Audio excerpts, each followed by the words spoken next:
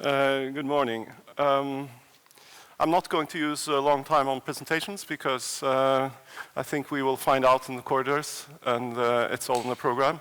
So I'd like just to give some information about how I have seen the possibility to structure today's sessions. We'll see how it actually works. But the two sessions today are headed Visual Delight and Collapsing Strategies in the morning, and then contemporary constituencies of print in the afternoon. These are kind of hollow topics, loose ends topics that might emerge or not emerge from the presentations of the panel that you hear this morning.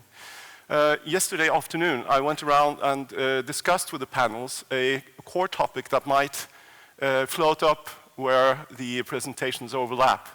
And we agreed of certain topics. So I hope that we can manage to have a panel discussions where we have a couple of rounds in the panel and then we open up for discussions in the audience. I'd like this session today to work as a kind of working seance where we go off stage with some new ideas, and also the participants go off to lunch with something to discuss, both with the panel members and amongst themselves.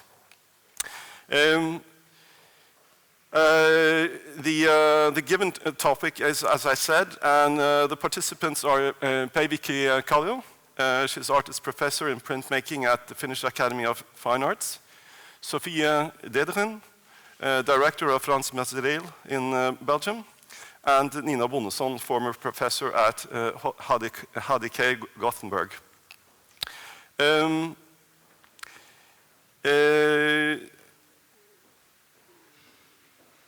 So the reason why we thought it could be an idea to narrow down the topics is to have a conversation that could kind of benefit from a triangle of the panel this morning and in this afternoon.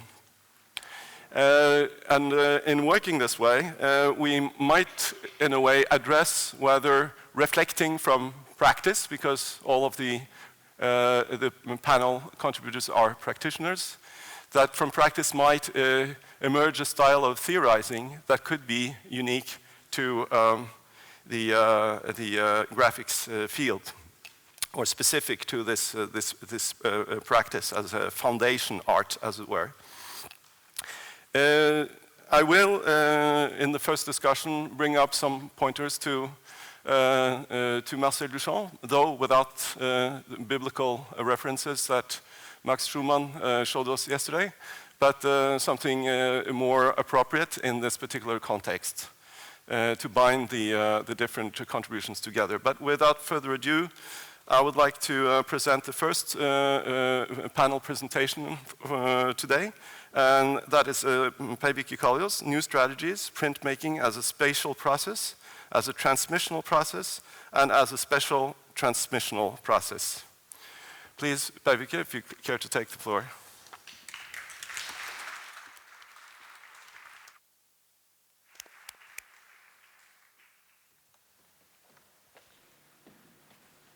So, would you like to? Yes. And when I want to move, it's here. And okay. Thank you, Jan, for inviting me. I'm very happy about this seminar because I think that this is just what we need, we printmakers or contemporary artists, how we call it. We need this discussion, and so I'm very happy to be here. And my presentation deals with the process of printmaking, essence of printmaking. It goes inside in a way, and with this strategy I think that we can expand from this basis.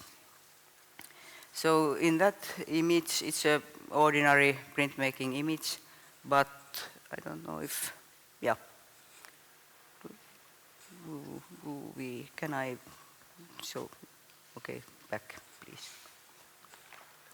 Yeah, but I cannot show the, okay. In this image we see ordinary process, we see the matrix, we see the print, and there is something between. And I think that this is a very good example in a simple way what I mean. The idea of printmaking in the expanded field aims to define the process with the new concepts and thus to integrate into the art field as a part of contemporary art. As the idea is to remove the artificial borders around printmaking to really understand the process, the conclusion is reached that the expansions originate consistently from the essence of printmaking. So the definition of printmaking expand, and this expansion is based on the real process of printmaking. This is a collective process, and I mean this in the sense of Bruno Latour. All the parts in the process are included in this collective as equals. Precise, corrosive subjects, plates, printing inks, tarlatans, stones, rolls, depending on what is under process. The final prints or editions of prints are only equal parts of this collective process that forms a network of mobile relationships. It is also possible to use parts of this collective simultaneously in artistic activities. So, from this perspective, a single print is also a collective, cooperational part of mobile relationships.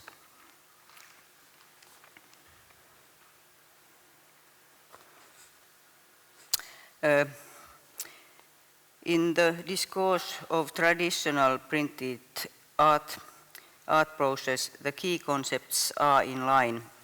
First, from the code to the matrix, then through transmission or transference, translation take place, and finally on to output proof print. The description of this change of events that we call printmaking is a projection. And in these images, left, right, it's an old amusement thing. There is this whole plate through which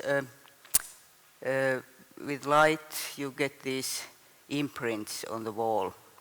And from that on, there is something we call gobos. They are corroded through the copper plate, and that is Sirje Ruohtula. She's a light designer.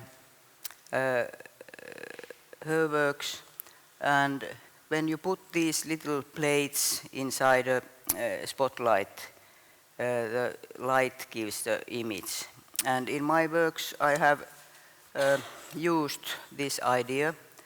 This right side, they are natural size copper plates, and there is plates and also these projections through the plates, and they are natural human size. So I benefit these old methods coming from, they look like ordinary, we don't count them as printmaking, but one of my claims is that we should think larger, wider the idea of printmaking and take something else with it than only this, what we are used to take from history. And the bottom is also my old installation. There is digital prints, 2 meters, 2.5 meters high, and then there is this copper reflected, projected on it. So they are those layers. And this is our student's work, Natalia Kosiel. She made an space installation, and there is video projectors. They are overhead projector slides, and the matrices, half of it are quite material. They are transparencies, photocopies, and so.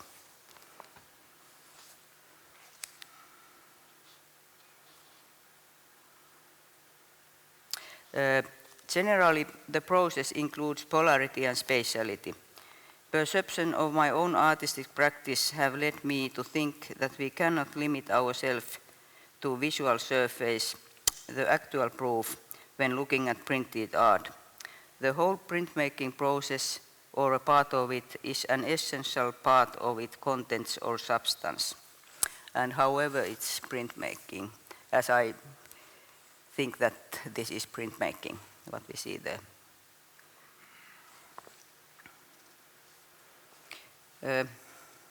So something about matrix, which is one key concept I want to deal. In this work, it's mine, I try to show how many matrices is in that. The first matrix, as I regard as a matrix, is a photo of a hand. Then we translate it to the halftone digital film, and then to the image on photosensitive material, and that's a third matrix. Then it's sandblasted through this image on stencil, and it's mechanically engraved on the stone surface. And this even surface of the stone is a possible fourth matrix, because of course you can make a print, some kind of print from that also. Here the print is merged with its origin. The polarity of the matrix and the print are intertwined. So in this case, a matrix can be considered the conceptual turning point, a moment when the transmission or translation takes place. So it's not directly connected to materiality in a way. It can be a very conceptual thing.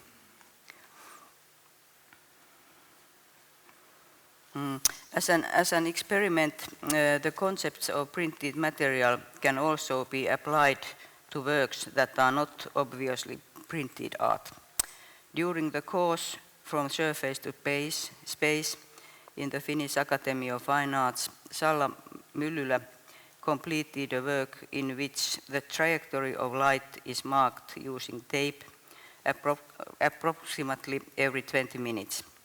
In her art piece Winterlight 2012, she releases a process of transmission, where the form of the window works as a matrix and defines the light tracks, the printing ink, which is then translated with tapes into document, a conceptual print of light.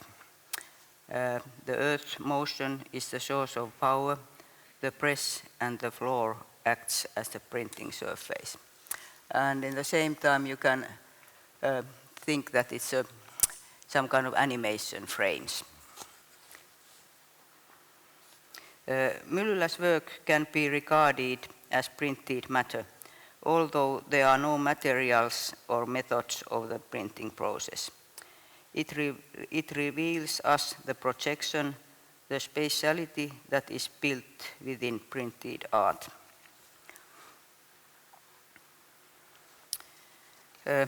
So there is structural spatiality between the matrix and the proof, and it's always there. A print is indexical. It has a direct relationship with the matrix, but an indirectly conceptual relationship with the reality. The matrix can continue to exist after printing, or it may be disposed of or merge with the print.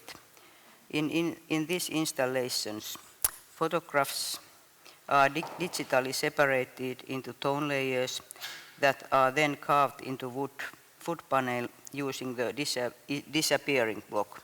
That is, first the top lights are cut, then descending from the lightest to the darkest. Each tone is printed separately on transcolored papers that are reassembled as a multi-layered image. Each print works here like a metamatrix.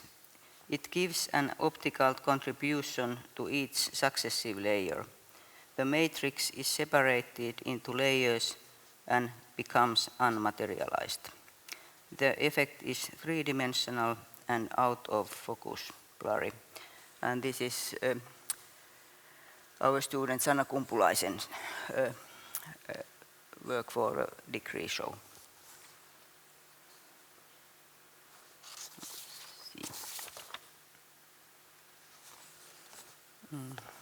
Twilight of the Idols, 2009. The installation work of Qiu Jie, Chinese, I don't know how to pronounce it, in Haus der Kulturen, Berlin, shows a huge screen in front of us, like a spectacle, a widescreen movie, in which the image area is in quiet motion. The work can be viewed from two directions. Seen from the front view, the room is a large exhibition hall, while from the back it resembles a backstage. Yeah, let's see.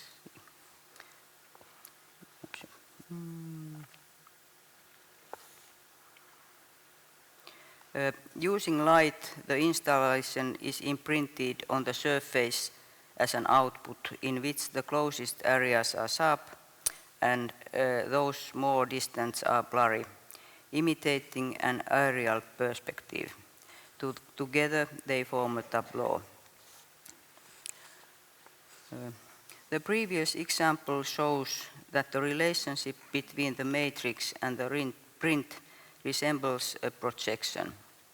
If we realize that the print is a polar way of thinking, a projection in the core of the printed, it opens up new strategies for printmaking as a contemporary art practice. Polarity may be expressed in many ways, in many forms. It can be a referent, a presence of a causal consequence, an index, a focus or a performance, a limit state, a temporal transition. Barth speaks of the photograph as a trace from the past.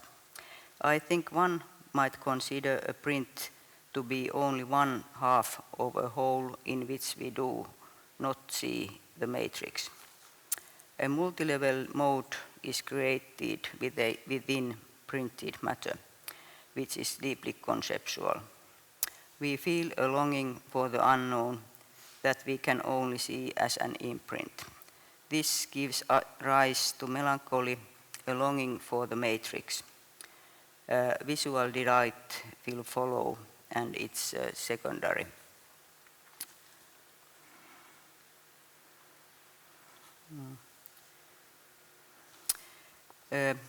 And then the other concept was about matrix and projections and spatiality. Then the other thing, it's about code. Spatiality is one strategy of integrating the printed art into the field of contemporary art. Other concepts that could help with the new strategies in the process of printmaking could be transference, transmission, or translations. Especially during this digital period, these concepts are practical and descriptive, with the matrices as immaterial codes that define different kind of outputs, electrical or material. At the same time, the digital process has destroyed the idea of editions or proved its commercial extensions. Digital printers do not press, they transmit pigments on different materials. Instead of speaking about printed proofs, we could use the concept of transferred tracks, as these expand the dimensions of understanding printed art. If we compare the inkjet pigment print and the late 1800s carbon print, for example, the image is transferred by pigment onto coated paper with the certain rules in them both. Tryouts for understanding the process which is always based on code and transformation, open up new possibilities.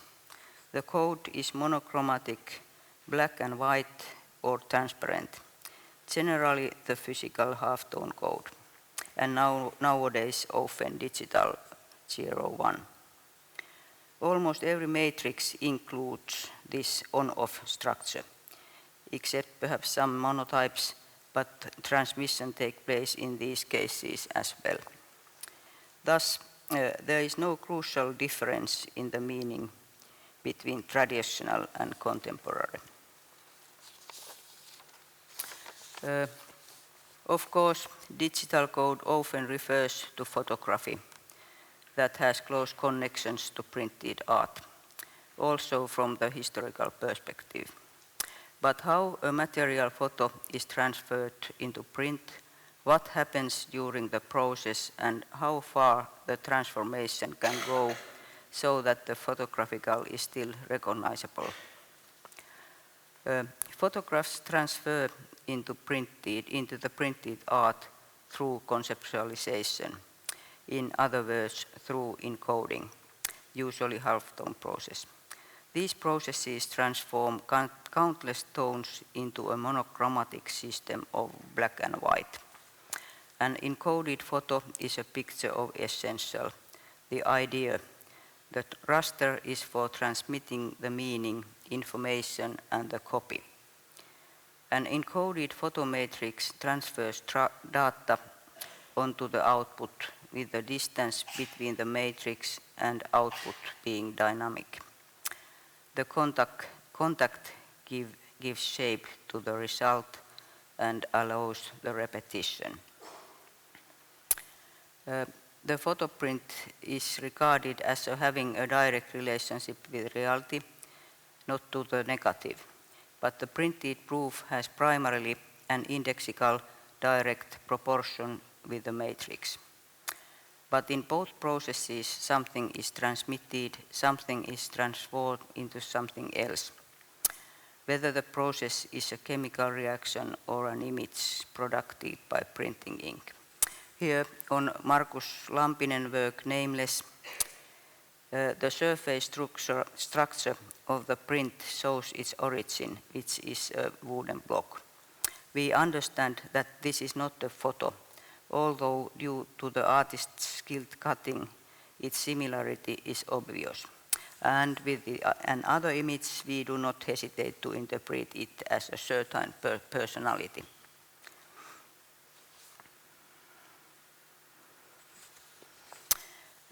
In Tatu Tuominen's work, tones are cut one at a time to separate layers, and then combined into layered low reliefs. When the light comes in from the front of the display, we see the matrix and the relief, but when the light comes from behind, it looks like a three-dimensional black and white photo. The light beam prints the matrix onto itself, and a photo occurs only in the viewer's mind, in fact. Here the code works like a punch card. Information is saved into the order of holes, a method used during early digital period.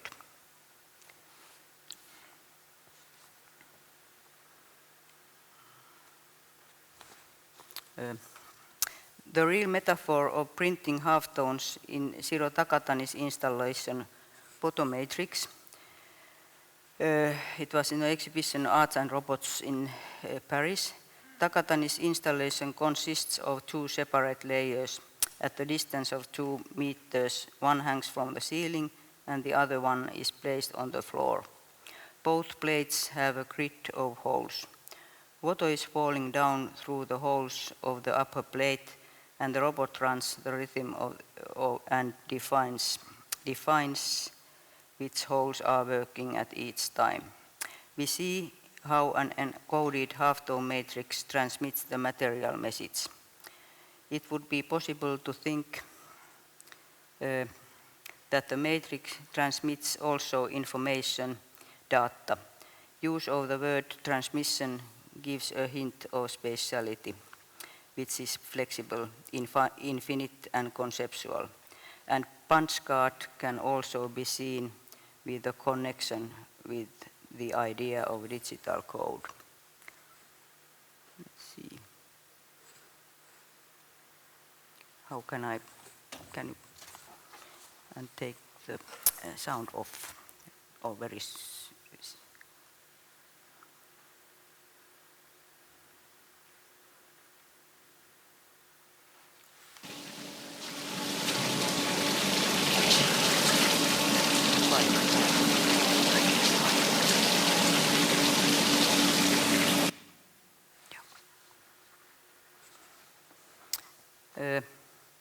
Material matrix is followed by melancholy, but my tentative question is whether it is possible to think of the digital immaterial matrix as something almost non-existent.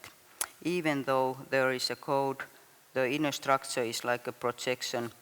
It's flat, merged, and non-spatial in the sense of material matrix. And is it this why the digital aspect is more as it stands in the lack of melancholic dimensions, and the surface visual delight gets more importance.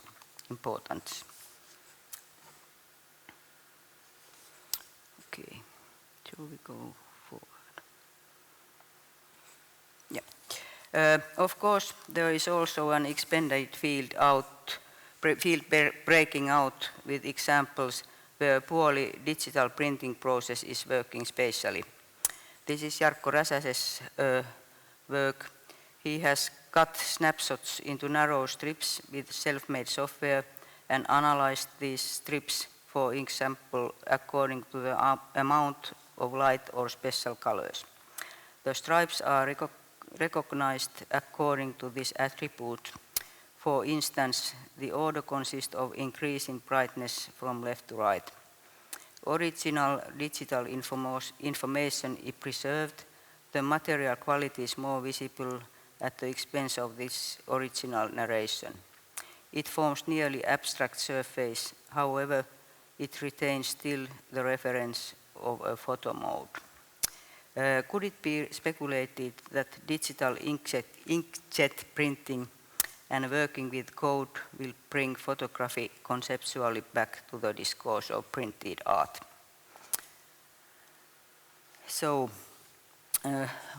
something about my conclusions.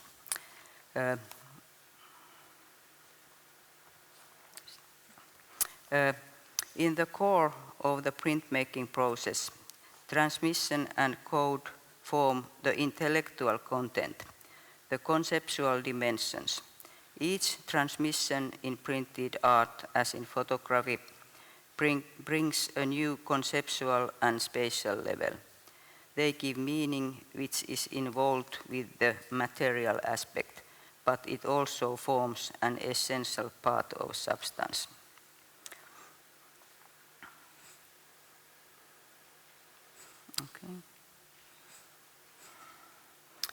Okay. The addition multiplication has addressed the ways of being democratic. The concept connected to printmaking originates from the 70s, but the strategy failed because over the years it lost content and conceptual layers and thus pushed out printmaking from the contemporary art field. Addition without purpose as such is meaningless in the light of content. In the digital universe, multiplication is meaningless because everything can be transmitted and shared through through different platforms. So perhaps printmaking is rather participatory than democratic. In the new strategies, we, whom artistic practice is based on the printmaking processes, should speak of both what the printed art consists of and how it is used, how it could exist as contemporary art, and how to be in the field of contemporary art, and to understand the important difference between these positions.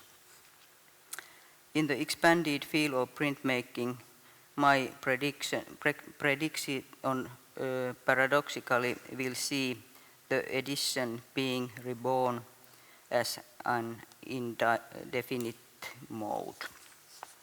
Thank you.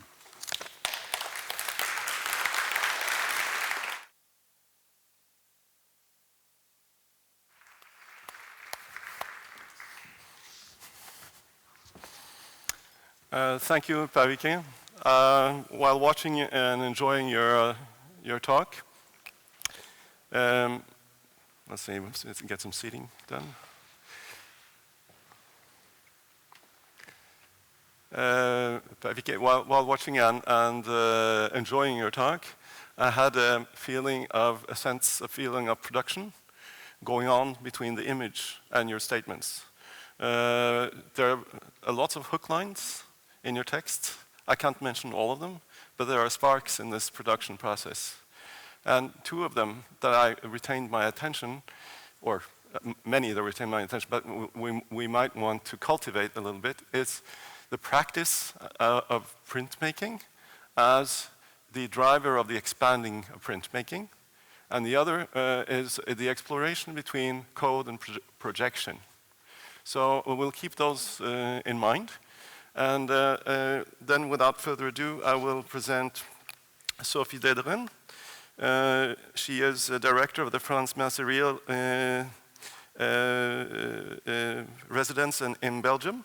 And she is going to give us a talk called True Printmaking. Please welcome Sophia.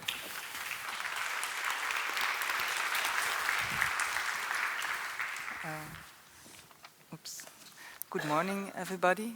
I want to thank Jan also for inviting me and also give me the opportunity to to think about again what my thoughts are about printmaking in relation to contemporary art.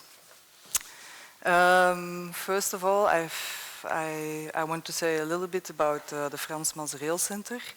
It's a print art center and residencies, and we are located in Belgium. It's situated in the countryside, and we organize like around 100 residencies a year.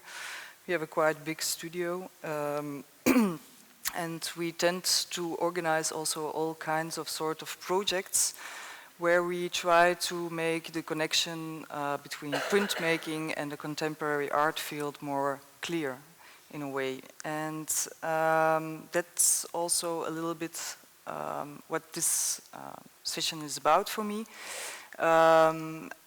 This title of the session, True Printmaking, it was first a working title. I wanted to make something longer out of it, but in a way I choose to use this title again because every time we have residents coming to our center, artists, we try to make them aware of the facts why they use printmaking, because sometimes it's they have an idea of making an edition in print or something, but we always try to make them aware of the concepts of printmaking or the history of printmaking before they start making an edition, because a lot of artists are not really aware of some issues you can deal with printmaking. This paper I wrote, it's about the reflection on authorization and validation of printmaking through time, history, and some examples of artists, curators, and publishers are dealing with this topic. I first wanted to start, I'm sorry, it's just enter? Yeah. Okay. Yeah, there's a little fault. It's Walter Jackson Ong. I made a type fault. I wanted to quote Walter. Alphabet letterpress printing, in which each letter was cast on a separate piece of metal or type, marked a psychological breakthrough of the first order. It embedded the word itself deeply in the manufacturing process and made it into a kind of commodity. The first assembly line, a technique of which in a series of set steps produces identical complex objects made up of replaceable parts, was no tone which produced the stuffs or shoes or weaponry, but one who produced the printed book. In the late 1700s, the Industrial Revolution applied to other manufacturing the replaceable part techniques which printers had worked for 300 years. Despite the assumption of many semiotic structuralists, it was print, not writing, that effectively reified the word and within his poetic activity.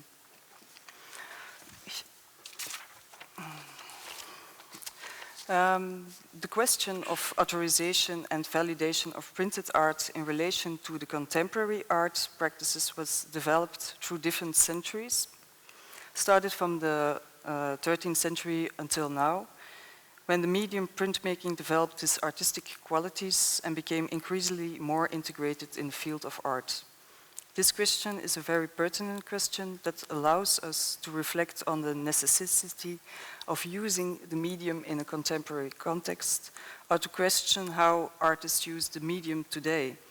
This validation and authorization is an ongoing, changeable matrix that exists through time and that is affected or influenced by the time-related art practices of the artists themselves and the way in which they use printmaking in their oeuvre.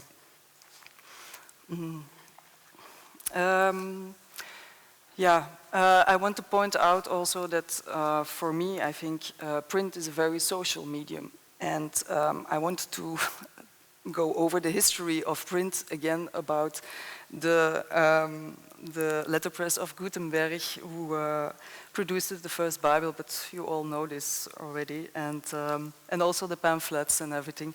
But my point in this part was to say that that the social character of the medium lies in the fact that it can be distributed through many people, that it's distributed across borders and social layers, that print connects people and share images and information. Print is social in the sense that print is close to ourselves. And in this last sentence, I want to point out a project we did with the Frans Mazereel Center and Z33 in Belgium a few years ago. We started to launch an open call for curators and for projects about graphic arts because I found out that a lot of contemporary art exhibitions you have to search for prints or printmaking, but it was already like 3 years ago now. I think a lot of things are changing. But we started this open call to make actually curators aware of using print in their exhibitions, or that we not select curators, but that we select projects about graphic arts, and also to disseminate the idea of printmaking more and more. So this is what came out of it. The first time we did this, and was the title of the exhibition was All the Knives, Any Printed Story on Request, and it was curated by Abake, a collective from London. And what you see is here is a performer, and on the table there are all kinds of small printed matters, all kinds of technical, all the techniques are in this set of printed matter. If you see to the right, there's a small wallet, and actually everything fits into this wallet. So it's also something that points out that everybody has now in your wallet something related to print. And it's a performative exhibition. So the exhibition space was completely empty. And when the audience came in, the performer started talking and asking all kinds of questions to the audience. And then at one point, they got out their wallets and they put everything on the table. And they started to tell all kinds of stories about every detail that is on the table. There was also a text which you could print as the audience could print it through a stencil machine themselves. And I'm going to read some words, some questions out of this text, because the text was only questions about graphic art, graphic design, about performative actions, and about exhibitions. It goes like this. Did you know this is a graphic arts exhibition? Do you know the Frans Mazereel Center? Is this your first time in Z33? Can graphic arts be defined by the process of its making? Does it involve ink, paper, numbering, signing in the corner? Is that too printmaking? What's the difference between a print and a reproduction? And what about an engraved and carved tombstone? Was Walter Benjamin right or wrong by stating that a technical reproduction of an artwork counters the aura of the original? Which print can we see from space? Can graphic arts be functional? Should it be? Who has the authority to define the parameters of this field? It's a lot of questions. Printmaking. Is this an artist proof? Did you ever visit a building that is shown on a euro banknote? Who first decided to sign and number prints? Do we still number prints? Why? When does one use printmaking? Is your autograph the original one? If so, why? How many pieces of graphic arts do you have in your wallet? At home, who invented printmaking? When is graphic design an art form? Do you sometimes always confuse graphic arts and graphic design? Is the repetition of a performer similar to the process of print reproduction? Should a repeated performance try to be an exact replication? Is a rumor the preface of a story or just a vague version of it? And so on. The text is quite long, and what I wanted to point out with this text of question is the variety of questions related to the medium and its validation and authorization that reflects the dual function of printmaking. On one hand, you have the medium of printmaking as a political, social, and religious tool that is characterized by distribution, reproduction, and multiplication. On the other hand, the medium developed itself into an autonomous art practice based on technical images, qualities that are not necessarily present in drawing or painting, for example. The historical evolution of the medium is very ambiguous. It has always been in the aura of pursuing artistic depth while at the same time being a huge society-based invention whose impacts change society in a way that we could easily be compared of that of the internet today. If we take a closer look to the invention of the medium of printmaking, we see that the development was not only towards a reproduction of artworks. First, it was also used to make pattern size designs for architectural detail, for fashion, or for painting. It was a tool that stood at the service of development of other practices and media.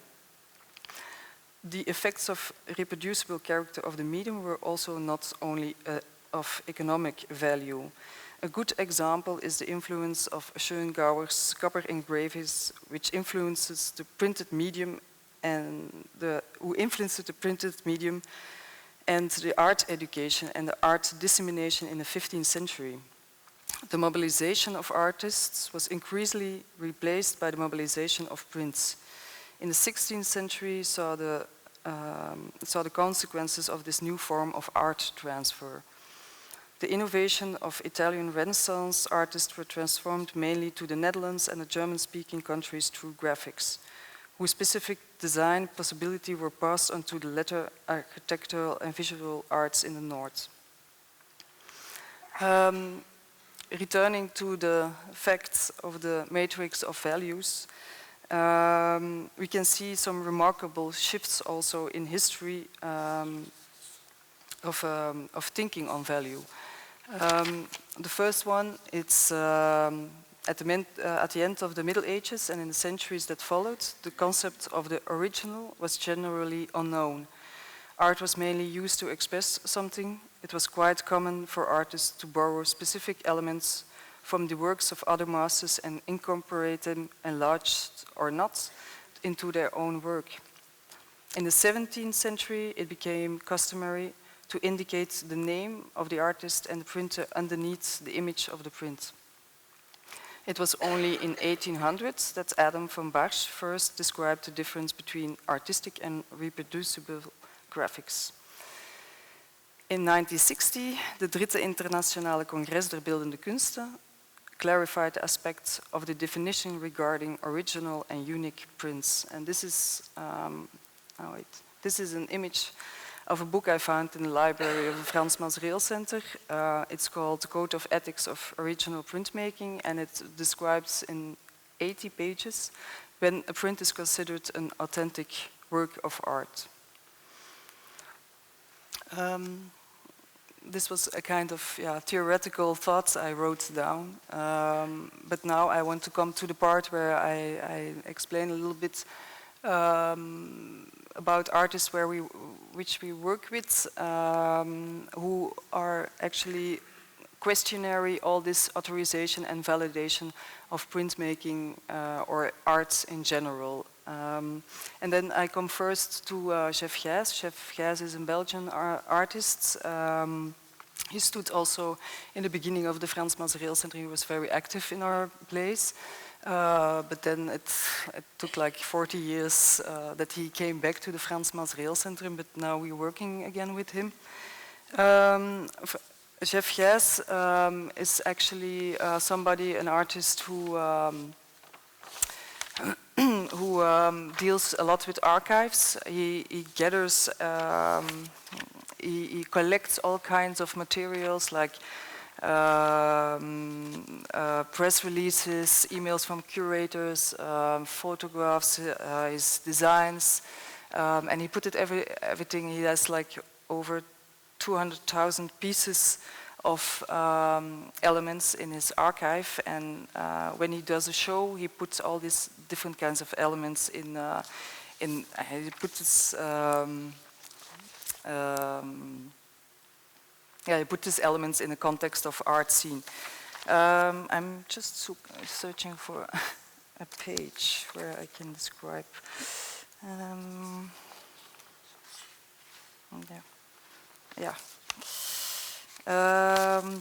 So we question actually the value and the original status of the art, the aura of the artist and the museum as an institute. Koma is one of his artists, one of his works. It's actually kunstwerken op meerdere exemplaren, artworks in multiple copies, and takes an important place in his oeuvre. The Koma may as well take the form of a multiple, a magazine or an exhibition poster without either one necessary having been signed by the artists. One work out of the Koma is Women's Questions. This is something he started in the 60s when he was teaching in a secondary school. And he went every day to the library reading all kinds of newspapers and magazines. And he was collecting every question what he thought was feminine. So he wrote it down in his classroom. And so he collected around 200, 250 different kinds of questions that he thought it was feminine. The first time this work came out as an artwork was in 1970, when the Women of Socialist Society Club asked him to make a contribution for their annual exhibition. Later on, he started to show that kind of question in different kinds of translation. So he translated this was in Dutch, in English, German, French, Japanese, and all kinds of languages. And also in 3 different kinds of formats. The first was the original one, then 5 copies on paper, and then 75 copies on graph paper.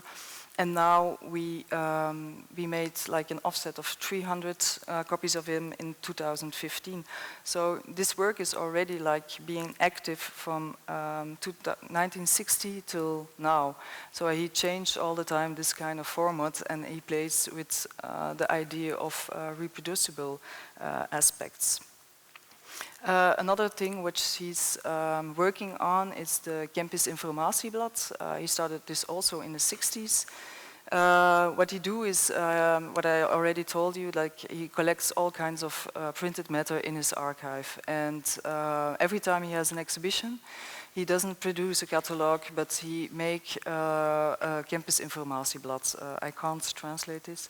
But it's a catalog that deals with themes from the exhibition, and he gives it for free. He makes an edition of 5,000 or 10,000 copies of it. Nowadays he asks like €2 or something, but he wants it also to be distributed among a big scale.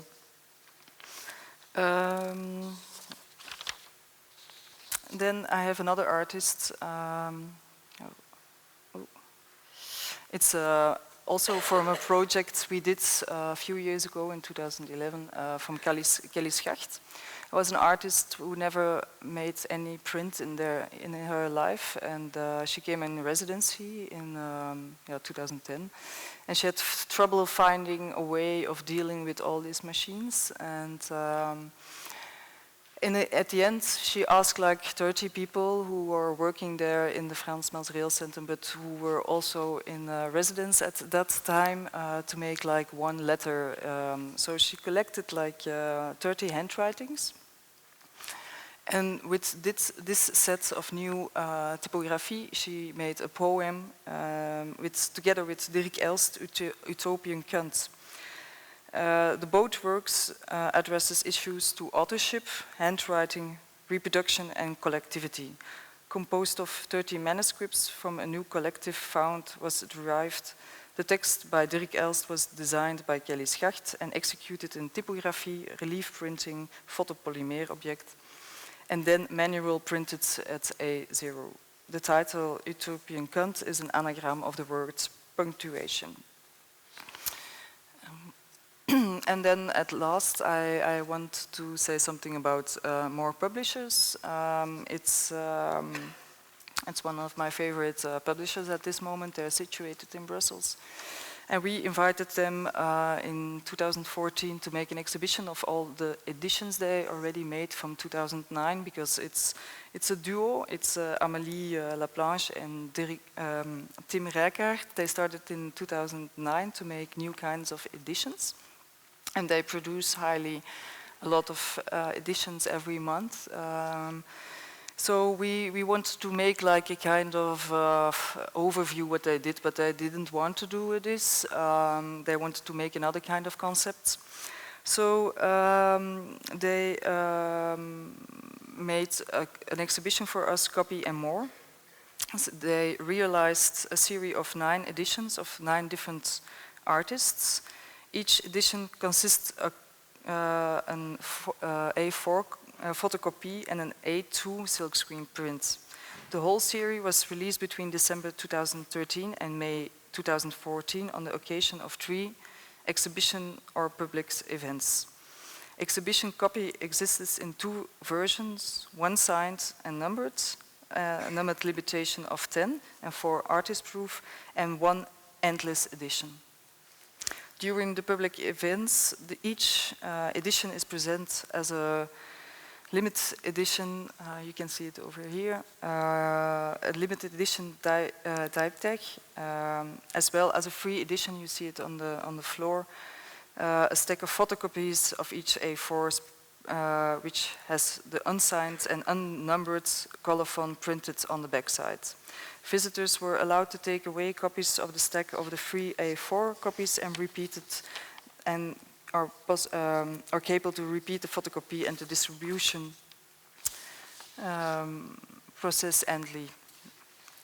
Both were presented together. The A4 could freely be taken away, and the silkscreen original was presented above the copy. The silkscreen is sometimes an enlargement of the A4 and thus offers a reflection on how enlargement can add something to the image, twist it or create a shift. Or the copy is an image part taken from the silkscreen. The 9 different editions reflect on the relation between a handmade work of art or a mechanical work, the question of reproduction and the original, the digital or the manual relationship, the economical value of the print, and so on. Yeah, and this is again the last picture of that process.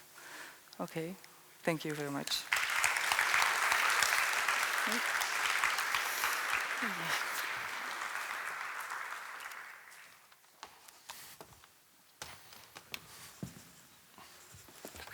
Thank you, Sophia.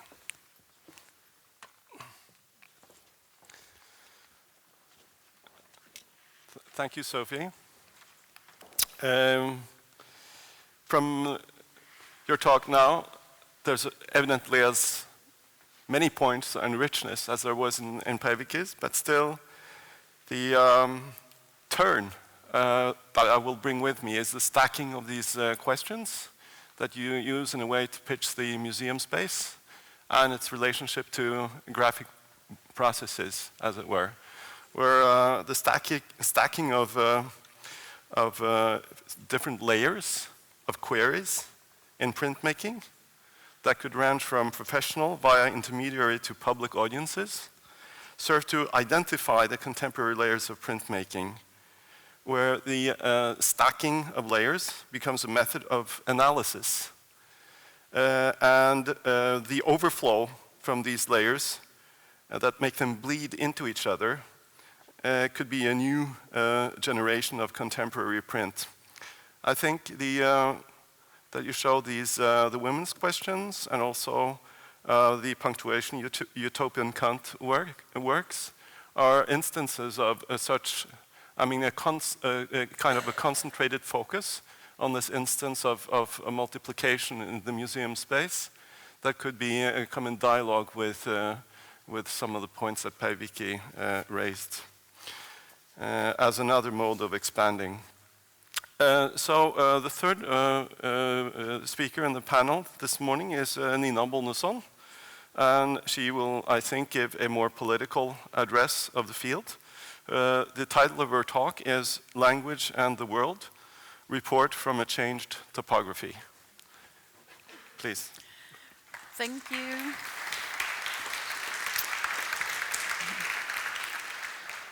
Thank you very much. I'm really excited about this seminar and excited about the title, Printmaking in the Expanded Field, and really hoping that we will get some expansion going here. I will first introduce myself by showing you a small PowerPoint, like 2 minutes, and after that, so that you will see what kind of art that I make, and know what kind, who the artist is talking to you. And after that PowerPoint, I will read to you. So, can you just, because I don't know the PC. Okay, yeah.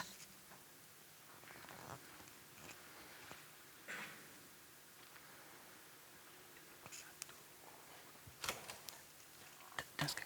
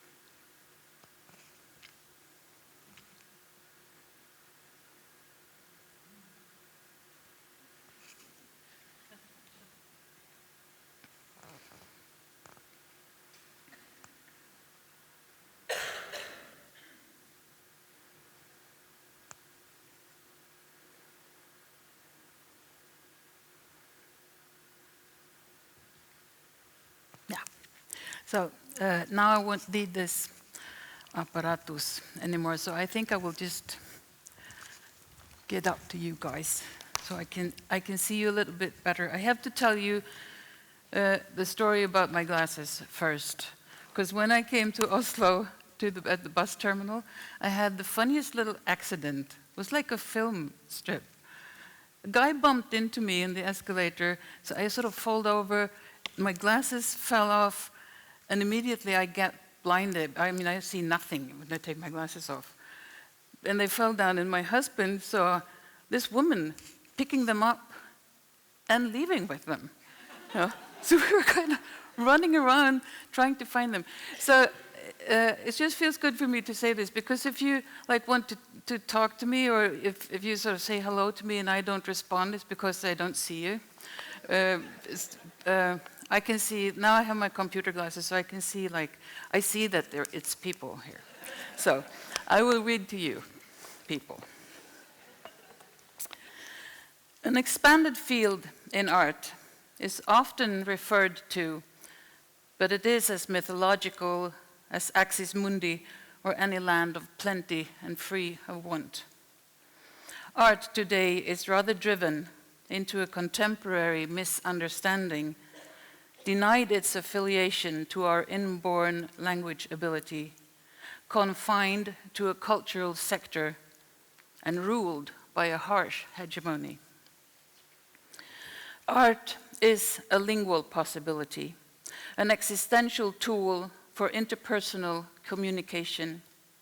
It can be a profession, but it is not a profession in itself. Due to its linguality, it is a human affiliation. And the one problem that has dominated the 20th century and still does is that of the relationship between language and the world. Therefore, the notion of the expanded field in art must also be understood in connection to where and how art takes place in society. There are, of course, differences between different countries, and this talk is based on my personal experiences from being first an art student and then an artist in Sweden for 40 years. It includes the shift from modernism to contemporary art, which, when it occurred in Sweden, was not a stealth change. It was a radical and rapid and quite antagonistic change. I do not focus on the specificities of printmaking here.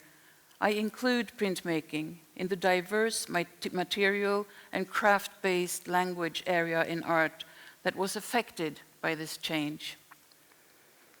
Today in Sweden, art is being abandoned by educational policies. The notion of creativity through art is replaced by a notion of creativity through entrepreneurship. A new educational policy implemented in 2009 decided that entrepreneurship was to pervade all stages in Swedish education from preschool to university level. This is a heavily biased political standpoint, a direct submission to a global neoliberal order, and it is a severe blow to a critical general education where art should be part of our language education.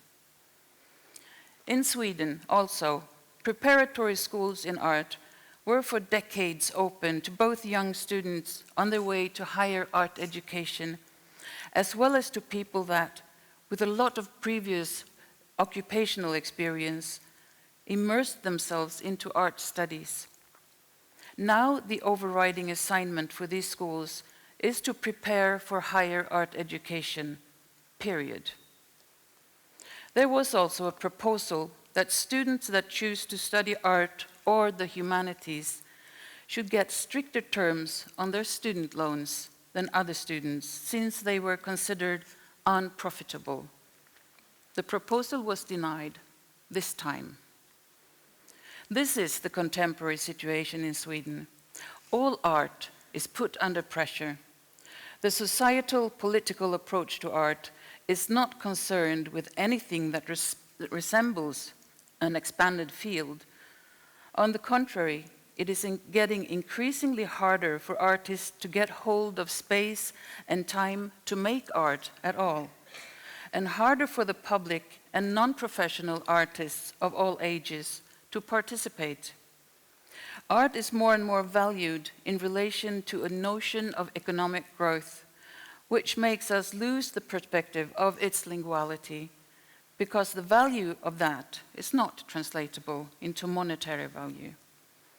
Still, if I were to crown the most common statement in contemporary art the last 20 years, it would be, anything is possible in contemporary art. And some 160 art biennials in the Western art world are frequently referred to prove it.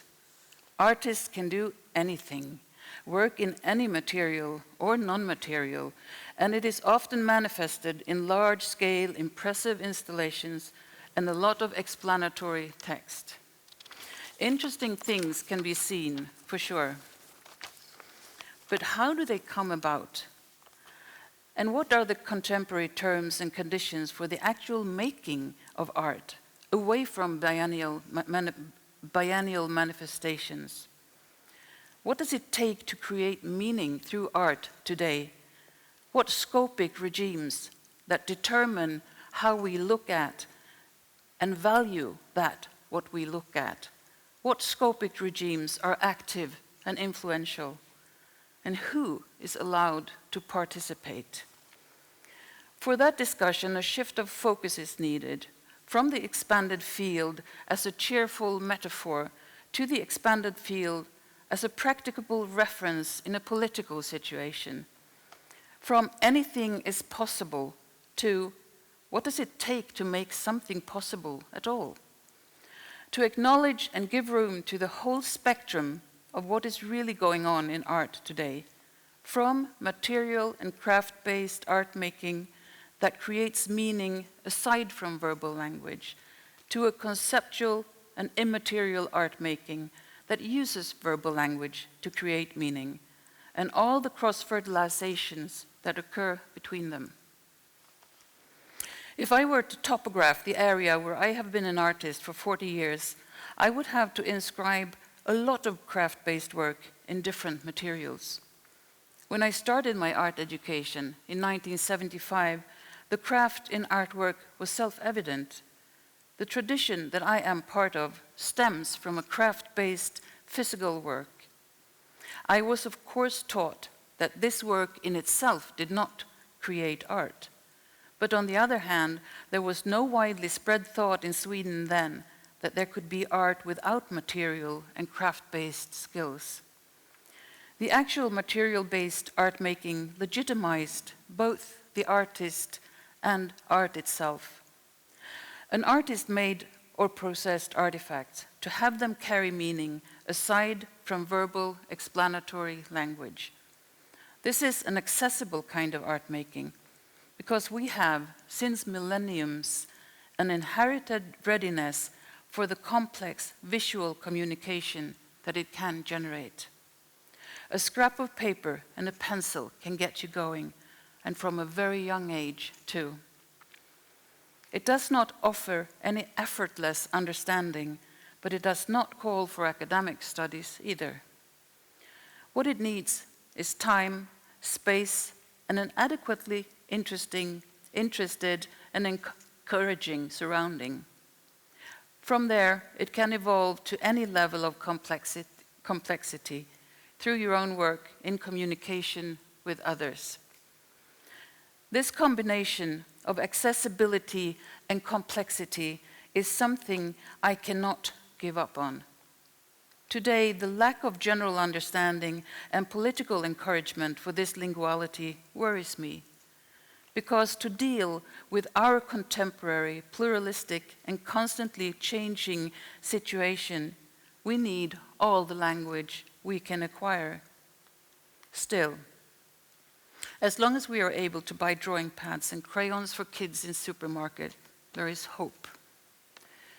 The last half century, our understanding of art has gone through a big change. from a notion that art making is emblematic of human life, to an approach to art as a profession, from a focus on material-based craft to a focus on verbal language, from objects and imagery to text, both part of visual communication, but on very different terms. I would say that the change we have seen is in a way as big as the change that occurred with the iconoclastic controversy in the Christian church 1200 years ago. I won't go into that here, but that was a really big change, huge. Our contemporary change shows historical connections from Plato, Hegel, and Duchamp, among others, who were all more interested in ideas than physical images.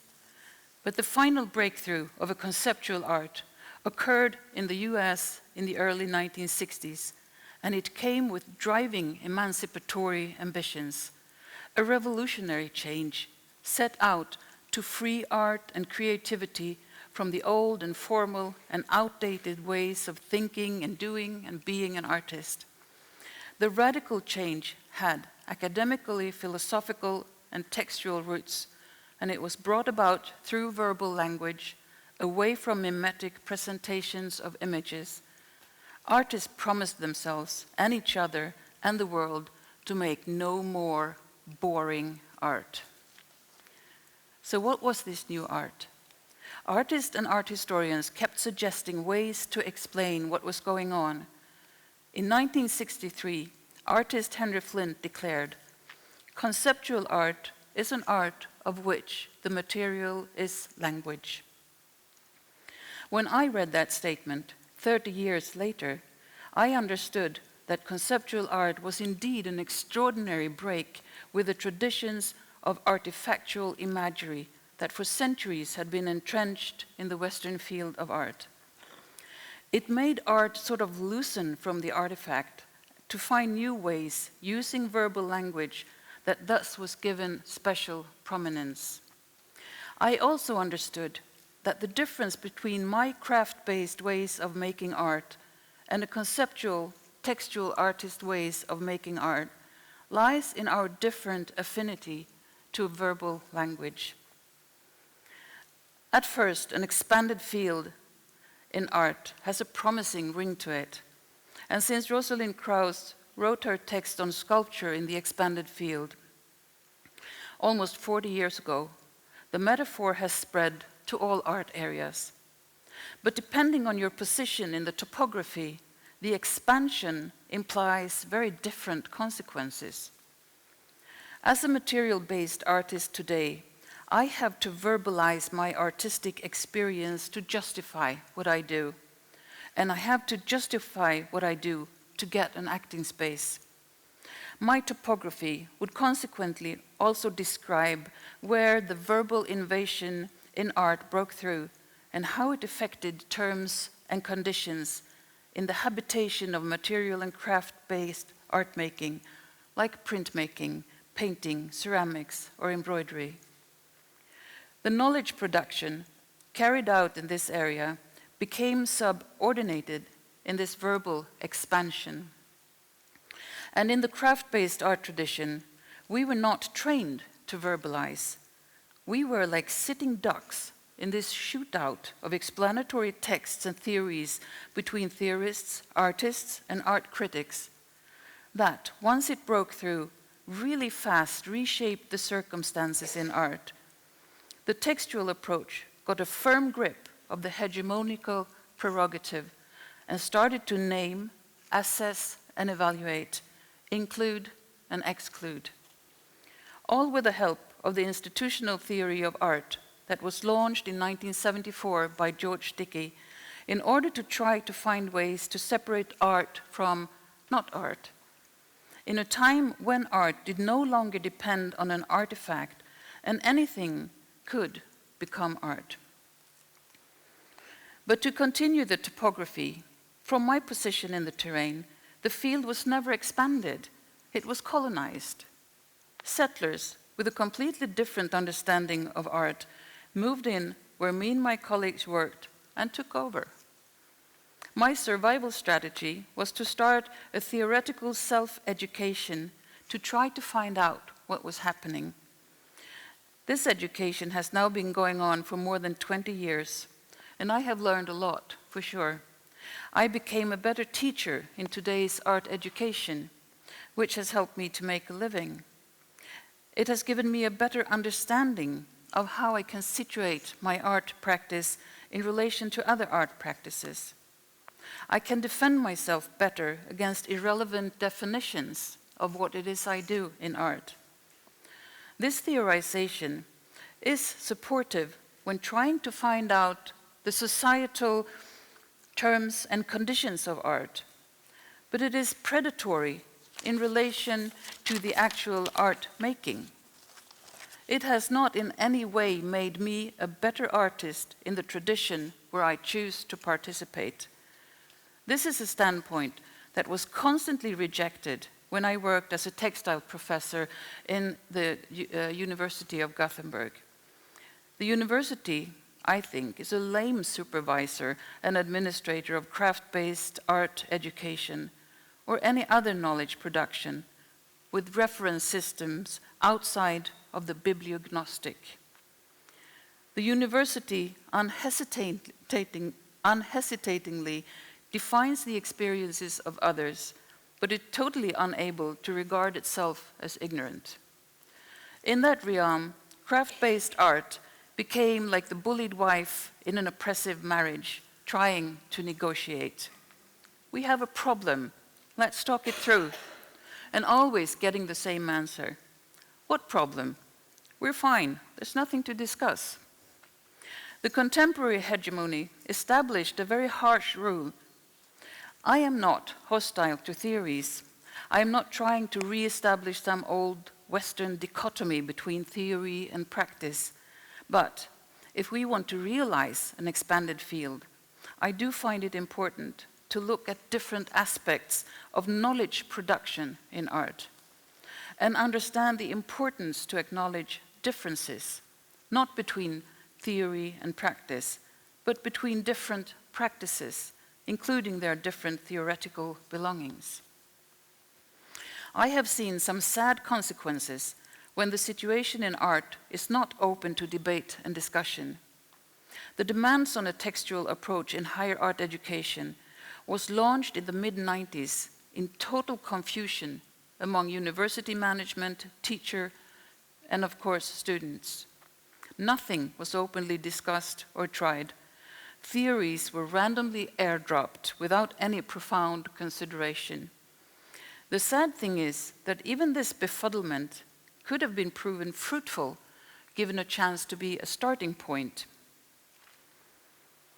But since the change was considered to be non-negotiable, the confusion became more of an end station. The art world focused on text and pawned off practical skills. All kinds of craft-based art was being subordinated. To immerse in painting without a postmodern ironical comment included was mistrusted, as was any outspoken interest for techniques and methods in printmaking. Artists doing traditional studio work were considered backwards and were often ridiculed. To oppose this situation was very difficult. The expectations of unconditional Anschluss to the textual understanding of art undermined all attempts to question it. To criticize a harsh hegemony is always a hazardous task to undertake. The critique will be considered as irregular. In itself, the very proof that the critic is wrong. The hegemonical power works undercover as the self-evident, and when you oppose what is regarded as self-evident, you risk looking stupid, because the self-evident don't even look like power. So you appear to oppose to nothing. The critic is therefore easily shamed, and we all have a need and a want to fit in. We like the company of others. Us humans are animals that cooperate. We are skillful collaborators for good and for bad. We are also domestic pets. We like to be cuddled by people in power and position. It makes us feel safe. But it is not a good climate for debate. We live in a time that has developed a superstitiously oversized overconfidence in theoretical analysis and in our ability to overview and effectively control everything. In all of society, we have to verbally articulate our experiences and justify ourselves through text, not only in art. As part of the hegemony, this relation to text and verbal language becomes incontestable, like the weather or outbursts of volcanoes. But it is all man-made. It is all possible to question, possible to oppose, discuss, and renegotiate. There will always be hegemonical struggles, but a hegemony can be more or less open to dialogue and influence, more or less democratic. The ruling hegemony can be questioned. How we understand art and what societal space we give it can be renegotiated. A few years back, I was invited to a 2-day seminar with artists from Scandinavia, Estonia, and Russia. The curators and some of the artists gave talks. One of the curators addressed us, the artists at the seminar, the printmakers. He said there was nothing wrong with printmaking. It was okay for us all to be printmakers, as long as we did not talk about printmaking techniques. Just don't do it, he said. Don't talk about it. No one is interested. The contemporary art world is not interested, nor is the public, nor the art market. I felt as we were collectively diagnosed with a Tourette-like disability, liable to occur in printmakers, obsessed with an unstoppable urge to constantly talk about forbidden and socially unacceptable subjects. And I wish we were. I really wish we were, because that must be, by far, the best way to undermine a harsh hegemony. Thank you.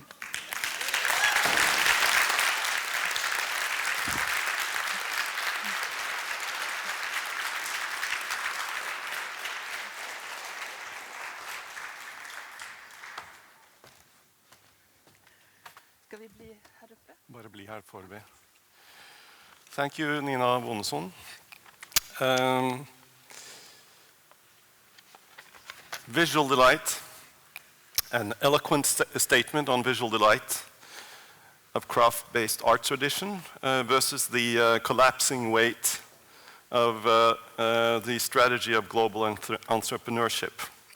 And letting us appreciate your artistic production without talking. I'm tempted to make a quote of Wittgenstein. I'm sure you will predict which. Die Welt ist alles, was der Fall ist, wovon man nicht sprechen kann. Darüber muss man schweigen. Nein, darüber muss man zeichnen. Okay. The world is everything that is the case. What cannot be spoken must be passed on in silence. And what Nina says, it must be passed on in sign. So there is a debate here with Wittgenstein, apparently. I don't think Wittgenstein is so hostile to non-linguistic expressions as people would have it to. He's more sophisticated than that. But at any rate, we are now going to have a panel with Päivikki and Sofia and Nina.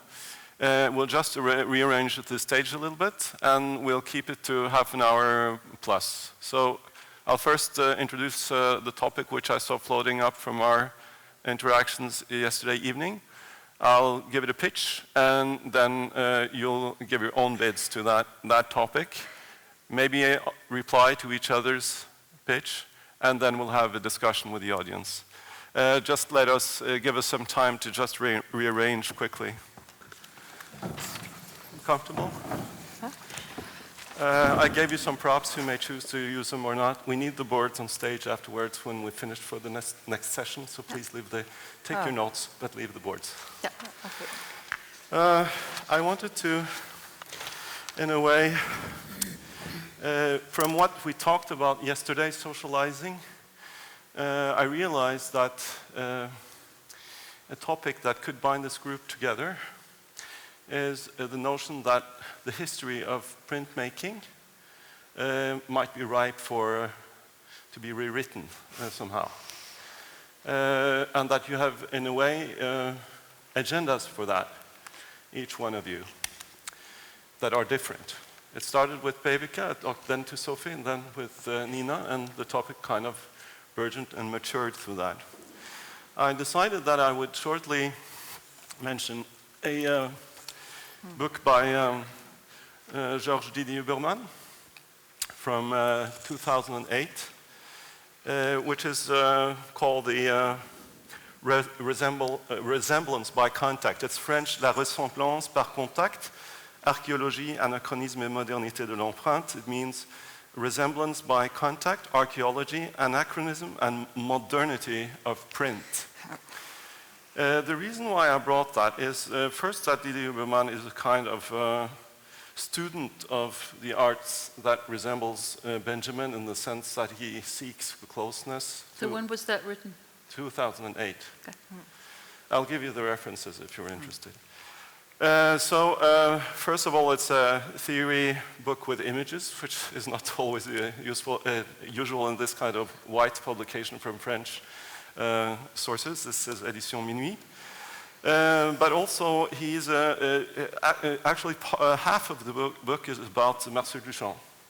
But then not Marcel Duchamp as a postmodern artist, as is often post-dated, as in hindsight is being interpreted as a kind of postmodern conceptualist.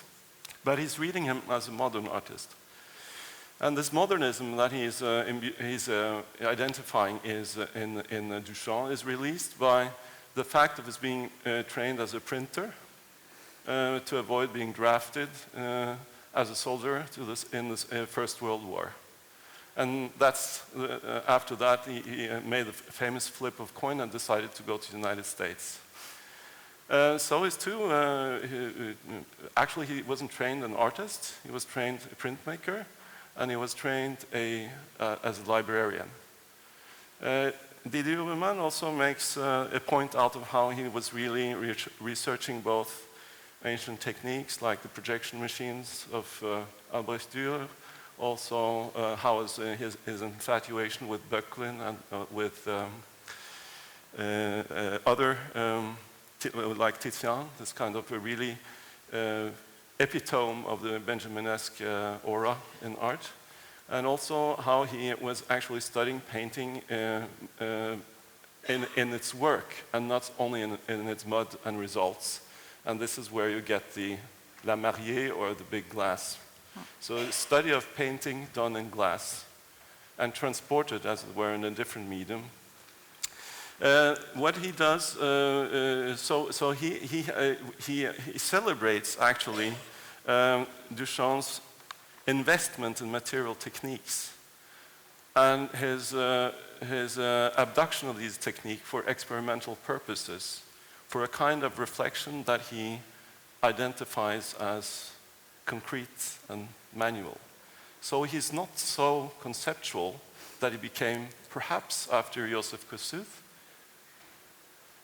This is a matter of discussion, but still I think it's interesting to bring along this book because it's an example of someone wanting to rewrite the history of print.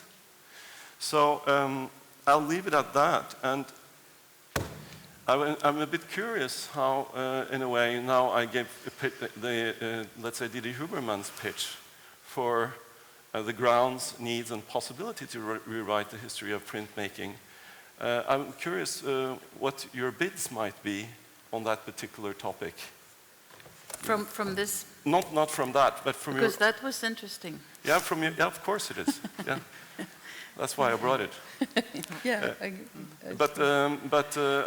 I'm just curious from listening to you that there's an assessment of the graphic field in each case.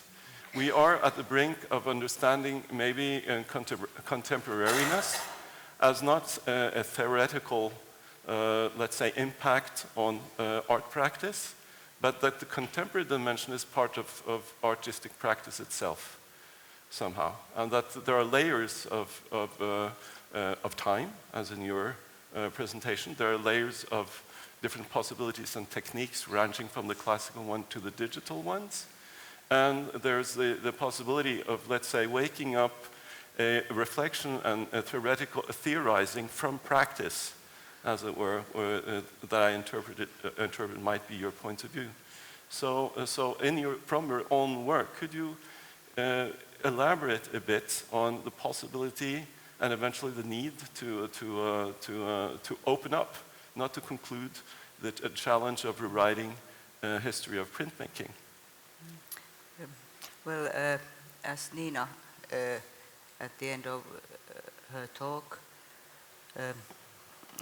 told this story about denial of speaking printmaking and techniques, that was an impulse for me to start investigating the printmaking practices and processes, and also through my own artistic practice I went to history and found something parallels, and they were not the parallels what we were used to. So I tried to find a language with which I could, of course it's not very, how do you say, encouraging, but I didn't accept that I couldn't speak about printmaking. So I tried to find new concepts and go to the history and find something else. And as we see from this Duchamp, there is a lot of things that we should consider. If we go into details. If we rewrite it again. Right. And it's worthwhile going into those details because it brings us way back before Rosalind Krauss, right? Yeah. Yes. Do you have a comment to this? I think for me it started to think about finding out in history when printmaking was invented and how it was like. I heard all the time these kind of topics, which I told you, like that it was because it's important, his reproducibility and everything, and I was not so convinced about these ideas around it. And then I started also to search into history, and then I found out that there were some mistakes about generally speaking about printmaking, and also and then I became very interested in finding really like other reasons why to use printmaking in a way, and because I wanted to open up actually the way of practicing printmaking to the artists that came in the Frans Materieel Center. And that's also where I found that book that you brought. And I think it's a very challenging moment to discover new items in printmaking, and I really enjoy it to rethink actually the history of printmaking, because I think it's important that every history is something subjective. So as an artist you can play also with all this kind of input. You can read about stories about printmaking. Yeah, so I think it's important to open up the history in a way, and rewriting. Because it's interesting that actually Didi Huberman, he goes from antiquity, then to Renaissance, and then the big chunk of Marcel Duchamp. And that's it. And that's, of course, doesn't put less weight on the biblical references to Duchamp, obviously. So he's a towering figure also here. But the framing of his work is completely transformed by the reference to print. In the sense that he's interested in multiplication, variation, he's interested in editions, and picking up happy moments of happy accidents, utilizing it in the work. In works that ranged from, let's say, taking 16 to 20 years to make, to the momentary selection of ready-mades, and in between all the experimentalism that ended up in boxes. So, I mean, if we really take this seriously in terms of creating a readability of such varied artistic practices, I think we are very close to what Päivikki is talking about, and actually also finding a limited tool set to generate this type of wealth of possible expressions without arresting further developments, which obviously is quite important. And then I'm curious also about when it comes to Päivikki and Nina, I'm curious about what, as a strategy, I mean, let's say that that we have a choice between confrontational strategies that kind of oppose analog and digital. You don't do that. Or it's more mitigated. It's a one level in a way. Of course, we can make it, but also there are some continuity, I think. Continuity. Yeah. Yeah, right. Okay. Whereas your strategy is to, at least for pedagogical purposes, to oppose, let's say, on the one hand, the art background, which is yours, from which you grew, the regime of conceptualizing discourse that was in a way had a predatorial type of logic. And within this tension, as it were, to develop something, which is where you stand now, and a certain number of dilemmas that you're still facing, because having developed this discursive capability does not make you a better artist, as you say. No. Right. Yeah, right. Yes. So I feel that there's a kind of cogency in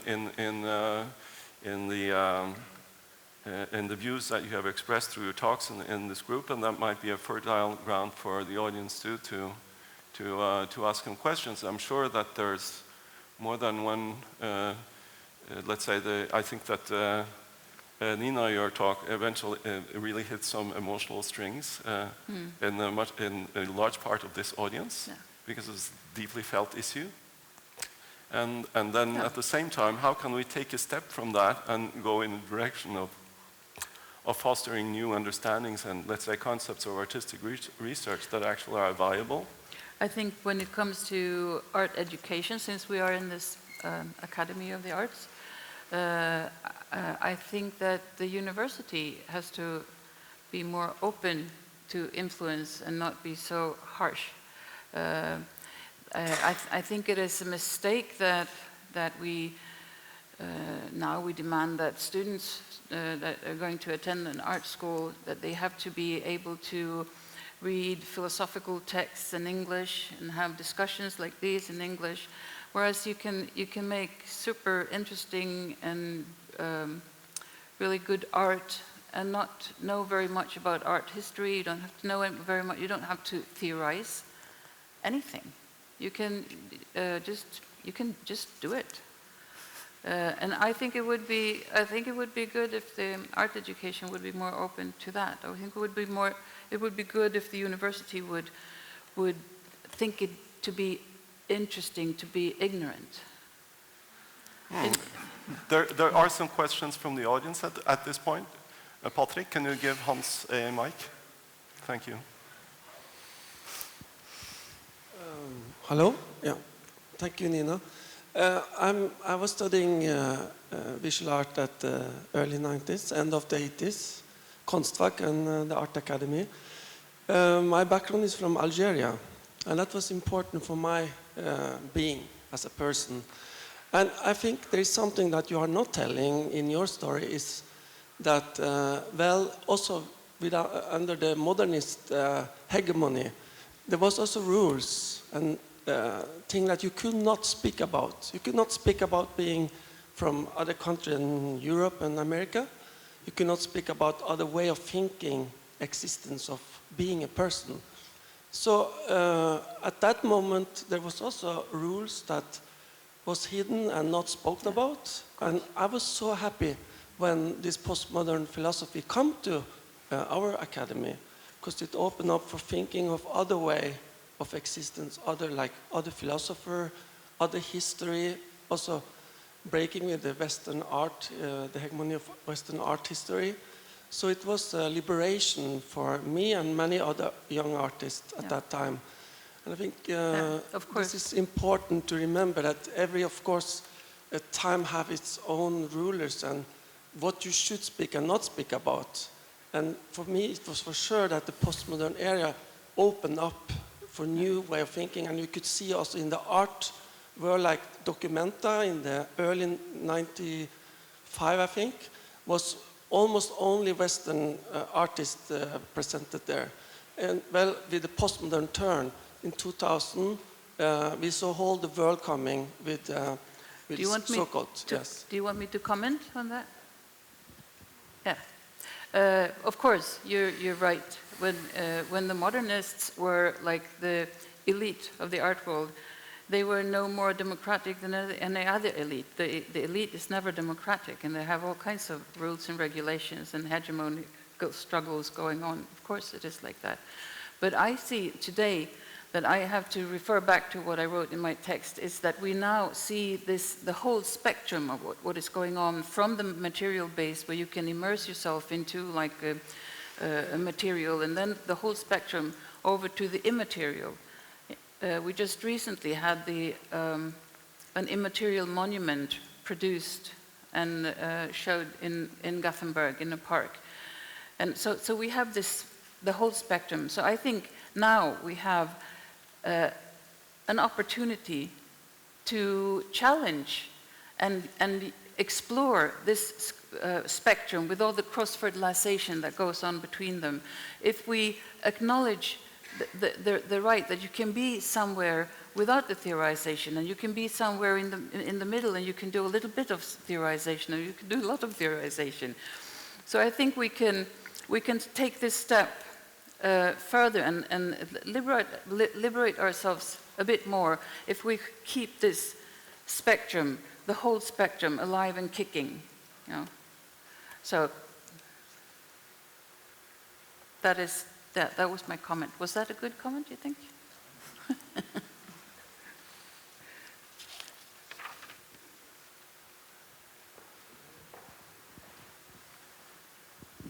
That was really refreshing, Nina, your way of producing your ideas so clearly as a manifest. I really like that. But you might even say, I was thinking when you were talking here that compared to the hegemonistic contemporary art scene, what you're doing is part of the expanded field, the critical expanded field. See what I mean? No. It's like, well, if you, working with hands-on, you know, the way you're doing. I'm sorry, I didn't hear it. Working. Yeah. So I would say today, your ideas, they have, I mean, the scene is a lot more open, as you just said. Today, I mean, you have all the possibilities, and thanks to people like you, the critical aspect has changed or destabilized a little bit the hegemonistic ideas, I think. I can recognize this openness, but it mostly is talked about, and I don't see very much, you know, concrete results as to what students are allowed into the art schools, and how the educational policies according to art, how everything is being treated. So there's always talk about how everything is possible and everything is free and everything is open. But I think we have to do better than that. I was hoping anyway that, you know, the students produce art that is theoretically interesting and visually, materially interesting as well. So, strong.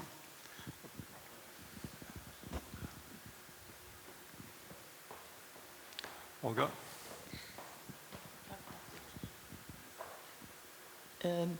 Theo, what you are inviting us to do without knowing, without having read the man, it's to think ourselves, to use our common sense, to just drop the distinction between analog and digital. To just drop the distinction theory and practice. Because theory, in the daily use of theory, comes after the practice. Actually, the practitioners have written a lot of what we call theory today. So my point is that if you could free yourself from the hegemonic thoughts in your head and talk from there, because I agree with my colleague Hans Hamid Rasmussen that actually it's much more open. I think the students today are much freer. They have lots of possibilities that we also heard Victoria Brown and Max were talking about yesterday. So they have much different channels to express themselves and not slaves of that dichotomy of the modernity. So take the challenge now. How would you rewrite? Because the printmaking history, think of that printmaking also printed letters, right? So we can think anew, because I think it's what very challenging papers you gave that introduced us to that manifold ways of expressing yourself today.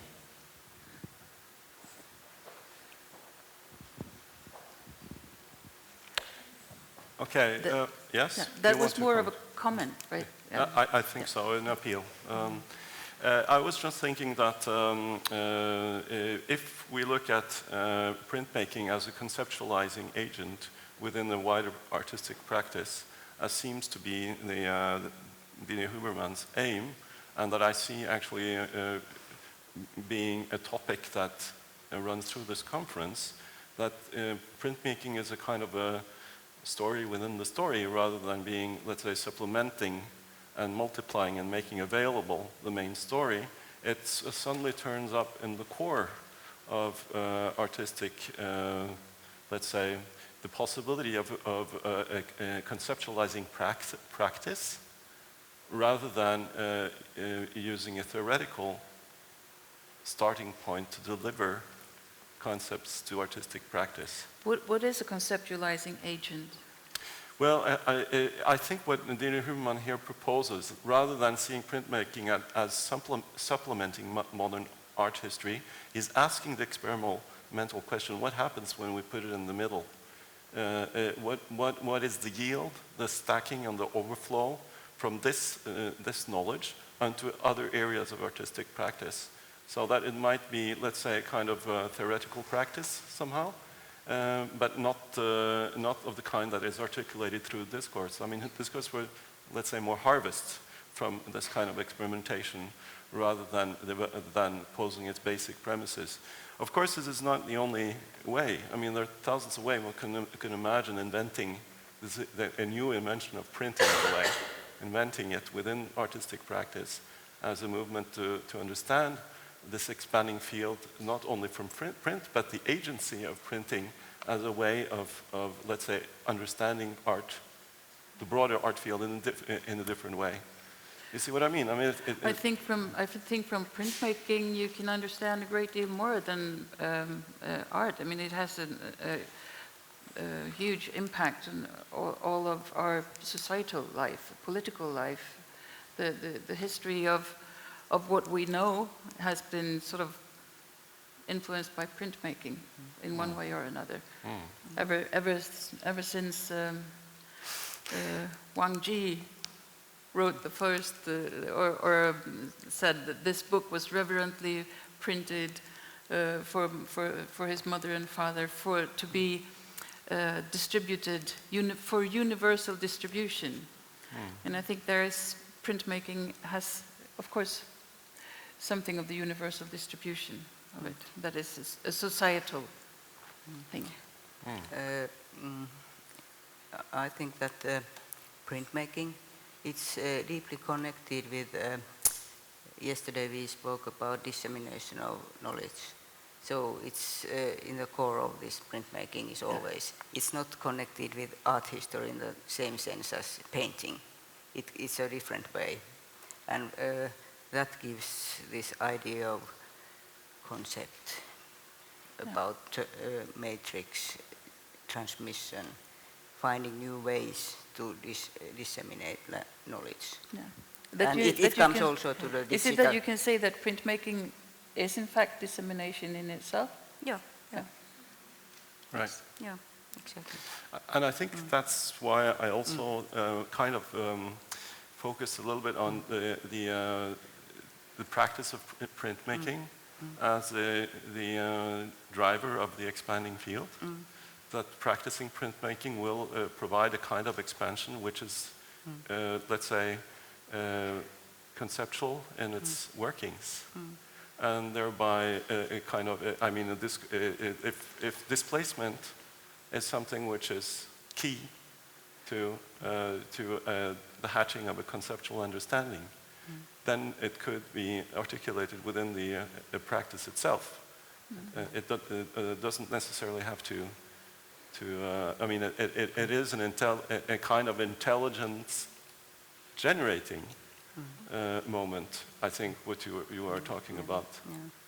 And if we think about this encoding and black and white things, so if we think about this, Nina mentioned 60s and the conceptual turn or underground papers, then punk, the little publishing, the environment movement, the feministic movement, all these little, what they published, black and white, it's connected also with these political things.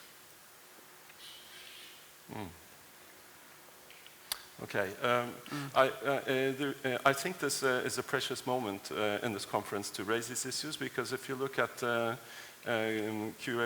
curators like Nicolas Bourriot, for instance, I feel that he, as a curator, has had the idea of resorting to moments of the Fluxus history and voice creative practice in order to use it as a lens for what's going on in the art world today. That is digging up something from the 70s, 80s and applying it to the artistic moments he thinks is important in his curatorial work within the art stage of the after the second millennium. So I'm just wondering, that is, let's say, maybe a curatorial strategy. And then I'm thinking maybe an artistic strategy that might be one among several strategies could be the focus on print as a kind of has a power to penetrate and to illuminate a wider range of artistic practices. But then it would be the artist's initiative. It wouldn't be a curatorial initiative. I don't know if I can I sure. answer that? I don't know if I understand you right, but I think you can go anywhere in art. When I work in my studio, time in art is like a room, and I can move anywhere I want in that room. I can move even away from the 70s and the 80s. I can move back to the cave paintings if I want, or have a collaboration with Albertus Pictor, who made the paintings in churches. And so, yes, that is an interesting strategy. But it is also a strategy that I have that is completely different. What I do in my studio is completely different intellectual activity than what I do when I try to analyze what it is I do when I do what I do in my studio.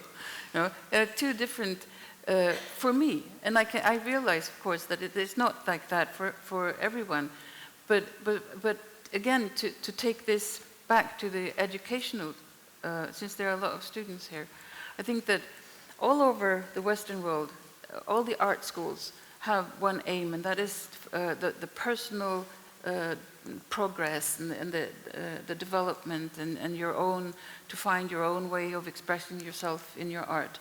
And all of that is a very individual process. But when it comes to the theorization, everybody is supposed to know about the same philosophers and the same names and the same texts and the same writings, and you're supposed to make your examinations and your tests and your points and your university credits. Then all of a sudden everything is supposed to be the same, and I cannot understand why is that. Why is it that I cannot just go and make something with the Upanishaden? I don't know what that is in English. Upanishads, I guess. Yeah, that the theory part seems to me so restricted. So, but it depends what we mention as a theory. Of course, we can speak a theory that you analyze a little bit your practice, you see what's happening, and make conclusions. Perhaps it opens you new doors, go forward with the material process or something like that. I think that would be the best way to use theory. Of course, if we have names and name dropping and notes and all kind of this, it's very difficult to unite this theory to your artistic practice. Yeah, this is nice. So it must, of course, then we have this artistic research. So what comes from your practice. I think maybe parts of this are discussions we could pursue during lunch, and maybe also comparing our curricula of how we are working with these issues, because I think we're working with them everywhere, certainly. I mean, the examples of someone doing dyeing of wool for 5 years and weaving fabrics, and then Merleau-Ponty comes flying like an eagle, dropping golden eggs over this landscape, that crash because the training is not there in terms of reading Merleau-Ponty and just being successful in it. So then it produces bad theory, basically. Yes. Why not having the attitude that artistic practice can open doors that we didn't know existed into certain texts that don't have to be known, that are kind of prized because they are unique and connected to practice. So I mean, there are so many ways of pursuing these issues and taking them onwards within the institutions. But I'm just wondering, and we may want to pursue that discussions in the afternoon, about how we can, in a way, communicate not only within educational institutions about these issues, but let society around us also have a clearer image of what we're doing these days. Yeah. So, yeah, I think I wanted to point out also that we are talking actually now of artist practices and education, and it's all like in the world of artists, and we didn't spoke about the audience, the one who sees it. absolutely. And that's really an important thing for me, because when I was working for, still working for the Frans Masereel-Centre, at one point we had like budget cuts and everything, political stuff is raising up, and we have to think about like, okay, what is the relevance for society, our center? Because we get money from the society, so we have to think also about that part, like how you can be in society that people cares for you. And this is something which I would start thinking about, and then I came also to the history of printmaking, and then I was like, yeah, but it's so clear that actually what printmaking does is it's really society based, so there is actually also a value into it. And this is something what I sometimes, if I look to graphic arts or printmaking, sometimes I miss like a little bit more connection to the society, like, and yeah, that's... Would you like a concluding? Yes, I would like to comment on that. Yeah, sure. Yeah, because what I find today is that artists get more and more of a pedagogical, or are expected to have a pedagogical ambition, that because we have to compensate, because the schools have abandoned this. They don't teach art as a language possibility. I don't know what you're talking about. I completely disagree. Sorry, I just had to say, I put my hand up. Okay. And I strongly disagree with this idea that students aren't getting informed, that they shouldn't be learning about theory. It actually really makes me quite angry, because that's why we're here. We are here to give context. We're here to give context. We are here to encourage the students to teach themselves, to inspire them through the ability of a fantastic library for them to go and read. And it's hard to engage this generation in getting them to read about theory and to get them to read about context. And the idea that you should be encouraging them to remain ignorant because that's going to develop their practice, I have to say I'm on a very different level to that. I'm also on a very different level to the idea of being an entrepreneur, being fearful of being an entrepreneur. If you don't like an audience, if you don't want to sell to your audience, you will rely on charity, you will rely on funding, you will rely on the state to support you. And that is not where I see my students. That's not what I want to encourage them to rely on. And the question that I really wanted to ask actually was Sophie started to answer that, which was, I know that the Frans Masereel is actually expanding and you've got a government that does support the department in that you run. So from a political standpoint, why does a government believe that printmaking is worth investing in? Yeah, but this is the question which is now on the table for us. So it was the past, like in 1972, we had like a Minister of Culture, which was like, he had like great ideas about what art had to be, and it's not only in Belgium, it was general, like in the 70s art had to be close to the people and it has to be democratic and everybody could had to be possible to have assessment, no not assessment, or close to art. So he made like some art centers. In every city in Belgium we got an art center and everything was for free. And also he bought the Frans Masereel Center because it was a private initiative in the 60s.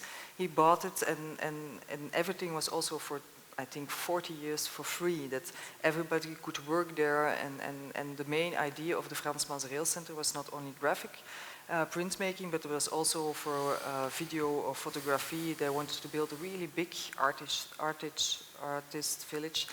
But after that minister, let's say, the Frans Masereel Center was for the Minister of Culture, but they just kept on, giving funding until, like, I think 6-7 years ago, they said, "Whoa, what are we doing actually? Why do we give indeed the money to the printmaking?" So there was no really a reason why they gave money.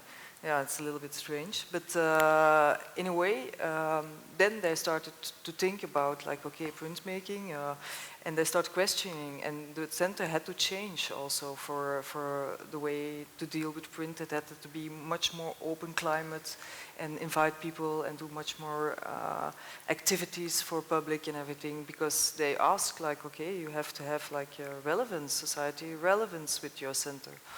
And in the last, I think, 6-7 years, we succeeded to say to the government, like, okay, printmaking, it's really, really interesting. It's one of the most interesting media nowadays to support. So don't close the center and go for it. And they did. So I try to convince the political situation, the Flemish one, to give money, to still give money to the center because of the printmaking itself, which is really, if you see to the economical aspect of making prints, it's quite, you can really make with less money good prints, and it's something for the artistic practice for young artists really interesting to use. And also what we are discussing now, the concept, like the thinking of making things, it's such a long process to make prints that it's very interesting to reflect on art practices and everything. So in a way they got the message a little bit, and but still it's a difficult situation in Belgium at this moment. But till now we're a little bit safe. So can I comment on Victoria's? I think we have to start rounding up. But okay, I want to continue. I think okay, I think I have to comment before, because of course I don't want students to be ignorant. That's just silly. Why should That's I what you stated, so it's important for the students to understand what the context of what you're saying. I mean, you cannot... You've got to be direct. I cannot neglect the situation that we're in with this, the way it looks, with the theory parts and everything. I cannot neglect the way the society looks. And I too have to discuss with students and how they should come about. But what I mean is that you can actually, you don't have to agree. You can oppose this. You don't have to agree. You don't have to state that this is the way it is, and then we have to accept it, and then we have to go on from there. I oppose this situation. I do not like that the Swedish government in what's that called when you implement entrepreneurship from preschool to university level and says that this is to pervade all stages, and then at the same time they take away art. I don't accept that, and I don't think that is being ignorant or encouraging ignorance. I too have to be an entrepreneur as the best that I can. Of course, it is not my choice. I'm not more in need of charity than a nurse or a teacher in a school or anybody else that is getting paid from the government or tax money or whatever, you know, the public money that we have in society. I contribute as an artist. I do my best to contribute to a society that wants to be a society for the people. But I still think that we don't have to be so restricted when it comes to the theory part in the art education. Okay, Just say one thing about Marcel Duchamp. There's a really interesting interview. If you haven't seen it, on YouTube, his last interview, BBC interview, where he actually comes out as an iconoclast. Okay, good. On those words, I think that what we're dealing with here is not only to locate printmaking within wider artistic mediations and practices, but it's also about locating theory in the artistic practice, in the exhibit situation and towards the public, and in artistic research. These views are not homogeneous, but converge to a need to bring some kind of redrawing of the map or rehistoricizing the field, in which I think these positions should be kept distinct. I mean, there's not one voice coming from this panel, and I hope that we get 3 more voices this afternoon that will say other things, but might converge on some of the burning issues, so we can get further on those during the conference. So thank you for your participation and for your willingness to have this three-way conversation, and enjoy your lunch. See you later. Thank you.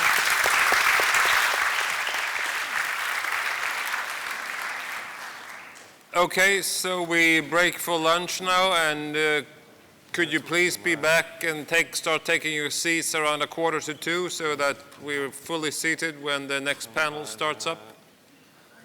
Okay, thank you. Okay, welcome to the afternoon session. Theodore Barth will now introduce panel 2. Please make the introductions, Theo. Thank you.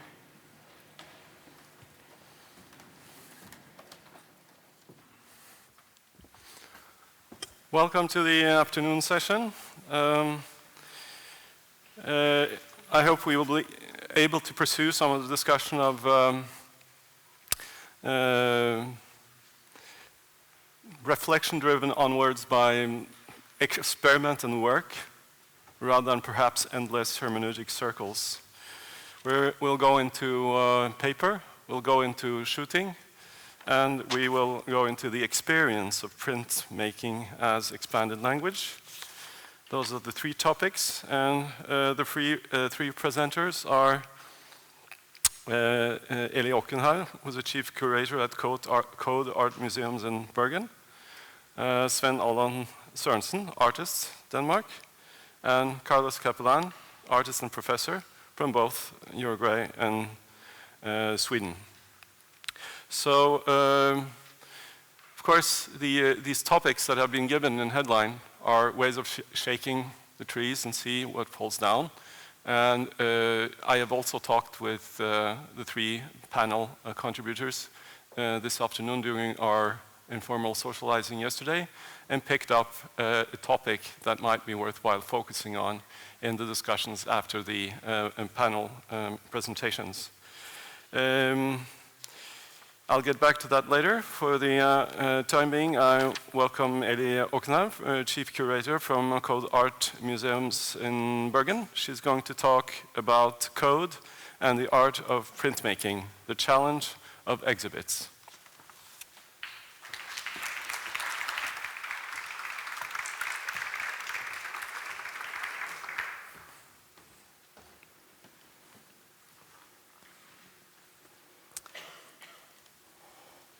First, I would like to thank Jan for inviting me to this seminar.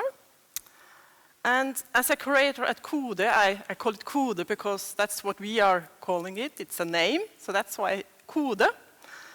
I choose to look at graphic art and works on paper from a museum's professional's point of view. I will present this paper in 2 parts. First, I will explore and focus on the graphic and paper-based artworks from our collection. I will also look closer at the importance of these artworks as part of the collection at Kode during the last 20 years. In order to explore this angle, it is natural to look at the museum's acquisition politics in this period and how private owners have had an influence in shaping the museum's collection. What governs the acquisitions? Can we see any tendencies in the acquisitions that have been made? Have there been any especially important acquisitions of graphic art and paper-based artworks? In the second part, I will look at my experience when creating collection-based exhibitions with graphic and other paper-based artworks. What challenges do I face as a curator when I use graphic art or paper-based artworks? What can I learn from it? Is this fast enough or is it too slow? It's okay? Yeah? So let's start. Now it comes a very beautiful picture of my work. This is taken one of the few days with sunny weather. So I'll keep it a while, okay? Kode Art Museum, so Bergen, sits in a beautiful location by the city park and a small lake in the city center. The museum consists of 4 buildings. Since its beginning, the museum has had many names, ownerships, locations, and gone through various expansions. The last great change came in 2006 when Bergen Art Museum, the West Norway Museum of Decorative Art, and the composers' homes of Edvard Grieg, Ole Bull, and Harald Sæverud were consolidated into one museum unit under one director and given the name the Art Museums of Bergen. In 2013, the new name Kode, Art Museums of Bergen, was launched.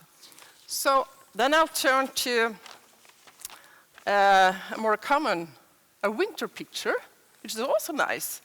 So I think this is in February.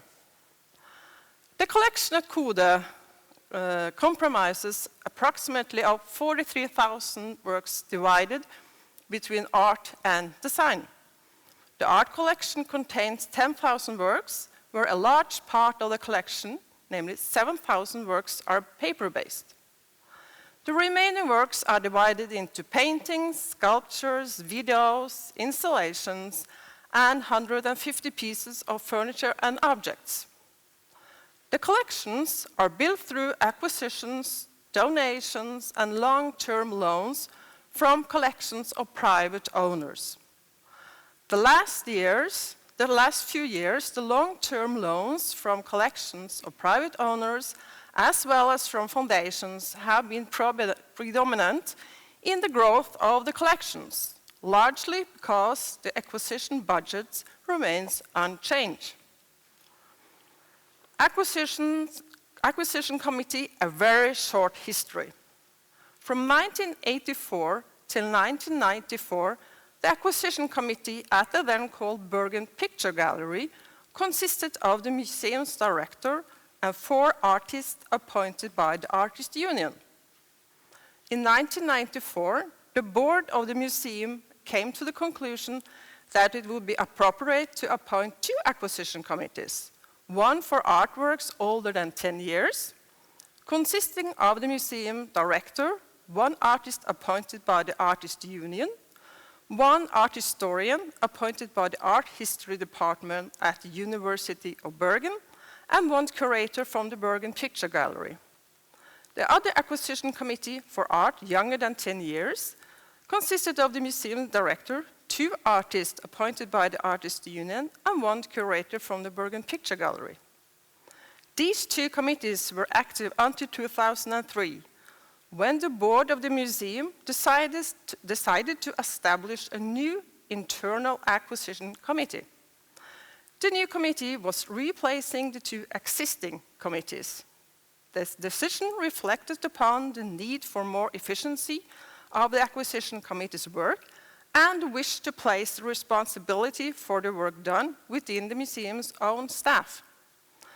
The committee had the responsibility for acquisitioning of both elder and contemporary art and approval of gifts and long-term loans. Because of the consolidation of Bergen Art Museum and the West Norway Museum of Decorative Art, which took place in 2006, the acquisition committees from both museums merged in 2011 into 1 committee. This committee consists today of the museum director, 2 curators from the former Bergen Art Museum, and 1 curator from West Norway Museum of Decorative Art. The committee has the same mandate as the former committee at Bergen Art Museum. The directors and their preferences/choices. Gunnar B. Kvaran, originally from Iceland, was appointed new director of Bergen Picture Gallery in 1998, and in his period as a director, which only lasted 4 years, the Bergen public was introduced to an international exhibition program with renowned artists such as Fabrice Hubert, Yoko Ono, and Errol. During this time, the museum changed the name from Bergen Picture Gallery to the more modern and international name Bergen Art Museum. So, what about the acquisitions of contemporary graphic art in the collection during his period? There were minor acquisitions of graphic art, 5 lithographs of Errol and 2 of the American Barbara Westman. And as you all know, Errol comes from Iceland. There were no acquisitions of Norwegian artists during Kvaran's period as a director. Gunnar B. Kvaran left Bergen Art Museum in 2001 for a new job as a director at Astrup Fearnley Museum of Art here in Oslo. With the new director, Audun Eckhoff, Bergen Art Museum changed from being focusing on international art scene to a focus on the national art scene. This was reflected in the exhibition program as well as the museum's acquisitions. Due to a quite small acquisition budget, 1 million Norwegian crowns, Eckhoff introduced long-term loans from collections of private owners, companies, or galleries. This was a positive experience for the museum and strengthened the collection and filled the gaps in the collection. I'm sure long-time loans will be part of the museum's practice for a long time, as long as the museum has the same low budget, acquisition budget. With Audun Eckhoff's interest in Norwegian artists, the museum made an acquisition of no less than 14 lithographs by Bjørn Ransve in 2002. As it says in the annual report from 2002, quote, "With this purchase, the collection has strengthened its reputation of contemporary Norwegian art and deleted one of its biggest flaws." Audun Eckhoff in Annual Report, Art Museums of Bergen 2002, page 14, end of quote. In 2002, the museums had a special focus on contemporary Norwegian photography and wanted to strengthen art forms which already was represented in the collection, and wanted to introduce new art forms. The museum made an acquisition of works by Per Berntsen and Mikkel Linden,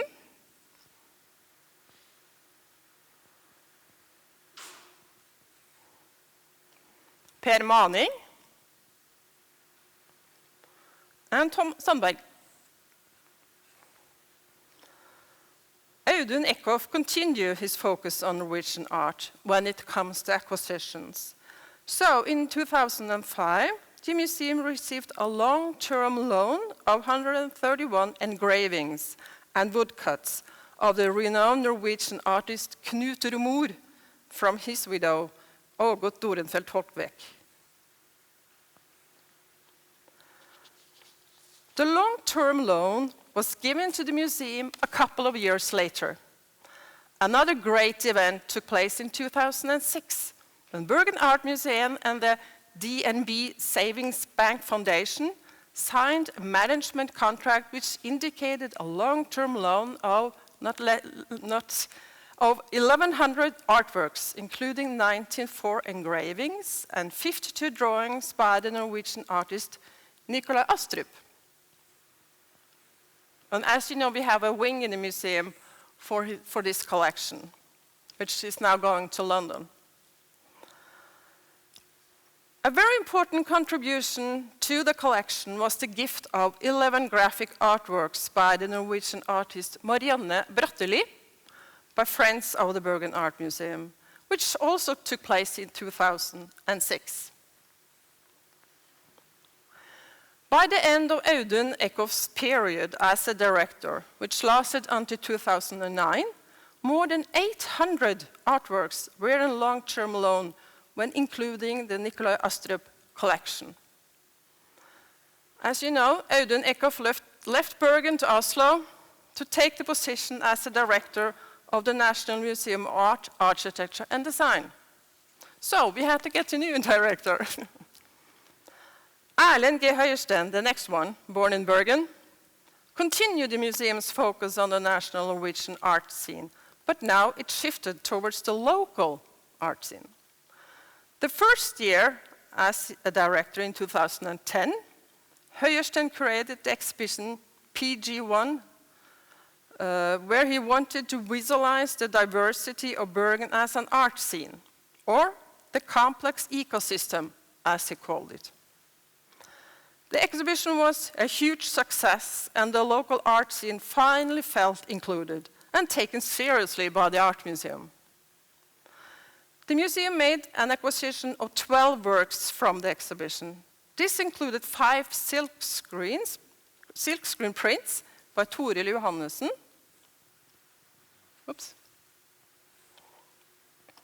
and 4 mezzotint by Tom S. Cosmo. This one is at the contemporary exhibition from the collection now shown at the museum. Høyersten continued the collaboration with donors and long-term loans from collection of private owners. He left Bergen for Aarhus, Denmark in 2013 to take the position as a director at Aros. With a new Danish, this time, director Karin Hinsbo, we see yet another change of interest, a focus on female artists. This is, for me personally, very exciting, partly because this is one of my special interests, and when it comes to female artists in the collection, they are surely lacking. We have still to see the outcome of this commitment towards female artists when it comes to acquisitions. So let us sum up. Despite changes in the acquisition committee, from being a committee where artists and academics were represented, to a more internal committee based on members from the museum's own staff, it is predominantly the director's taste and preferences which govern the acquisitions. We can see a change from a focus on international contemporary art when it comes to both exhibitions and acquisitions, shifting towards national, and then the last 5 years, local contemporary art.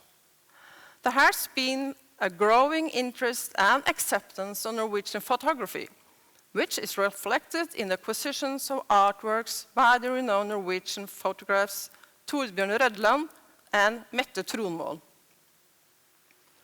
Since 1994, there were 2 big acquisitions of contemporary Norwegian graphic art that stands out.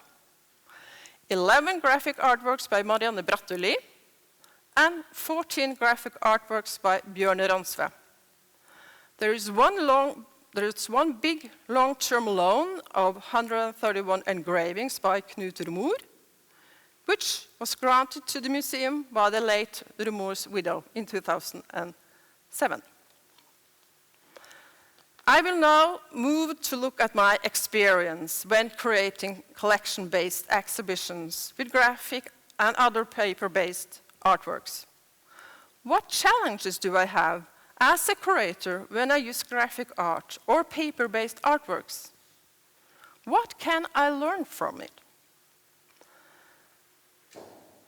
At Kode, Art Museum in Bergen, my main occupation is curating contemporary art exhibitions. That is, curating temporary exhibitions as well as curating collection-based exhibitions from the collection. Every other year, there is a rehanging of the collection-based exhibition. And, of course, in this rehanging, I want to show artworks regardless of material, but that is easier said than done. When choosing paper-based artwork from the collection, such as photography, collage, mixed media, or installations where paper is incorporated, there is more to it than just finding the artwork in the storage and hanging the work on the wall like a painting. I have to involve the conservation department. And the paper conservator will conduct a condition report on the artworks. The paper conservator is also responsible for framing. Traditionally, works on paper require framing for display, as they generally are stored unframed. But Kode's collection of contemporary art also contains non-traditional paper-based artworks, such as this one, Fabrice Hubert, Peintre Homéopathique, excuse me, I don't speak French, but a large painting designed as a visual storyboard combining art and science. The painting is covered with epoxy and resin, where pieces of paper and a book are incorporated on the surface, either glued or nailed to the canvas. As you can imagine, this artwork is a huge challenge for a paper conservator. Many artists do not take into account that the artwork may need treatment after some time and are using different materials which are hard to replace. So, the paper conservator has to be flexible and be ready to understand the artist's intention, concept, and meaning behind the work when working on the non-traditional paper-based art. A dialogue and understanding is therefore essential between the paper conservator and the curator in order to achieve the best results.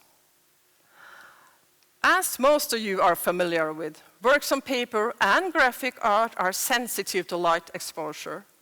From a paper conservator's point of view, the works on paper and graphic should only be sold for three months only, every 3 years at 50 lux. So there is a clash of interest here between the paper conservator, who of course wants to protect the artwork from the light intensity and exposure to light, and the curator, who wants the artworks on display as long as possible, regardless of any daylight. The curator has the public's access to the artwork and exhibition concept in mind. And as for the paper conservator, he or she has the well-being of the art in mind. When I prepare a rehanging of contemporary art-based exhibitions, I have to have a concept which includes a long list of works on paper I can choose from and make a rotation plan for the exhibition. The paper conservator must also be given the time to prepare the artworks on paper, which also include framing the works. But in some ways, the public is the winner here. They get to see more artworks on paper from the collection, and I get to learn more about the collection. When planning an exhibition and thinking of how to hang the artworks in the exhibition spaces, I can either place all the graphic and paper-based artworks in one exhibition space, where it's 50 lux, or I can choose to mix the paper-based work of art of other material. When doing the latter, I have to stick to 50 lux, not going up to 150. This will give the paintings a darker look than intended. To give you a comparison, a level of 50 lux is similar to the lighting in the home living room in the evening, and a standard office lighting is around 400 lux, and the direct sunlight measures 30,000 lux. Light damage is unfortunately cumulative and irreversible, so I have to take this into consideration when planning an exhibition of how often and how much an artwork is to be on display. When using indirect and low lighting, it spares the objects and will require less adjustment for the eyes from the areas of intense light to those of relative darkness. This will allow the use of lamps which are lower wattage throughout the exhibition space. There is a compromise here. I want the exhibition to turn out the best, and if I have to mix paper-based artworks with the artworks of other materials, and I have to please the paper conservator and keep the lux limit to 50. But even 50 lux is quite a low level. If it is even in the exhibition space, the eye will adjust and it will appear brighter. It is true. I have experienced it. In the opposite situation, with 150 lux on the paintings and 50 lux on the paper-based art, the paintings will appear bright and you will hardly be able to see the paper-based art. It is a common mistake to light different types of work individually. This is the exhibition spaces. Paper-based artworks can be an educational challenge. On one hand, it creates different issues such as lighting, planning, and concept realization. On the other hand, I can learn more about the collection and I get a closer look at the paper conservation issues. Thank you.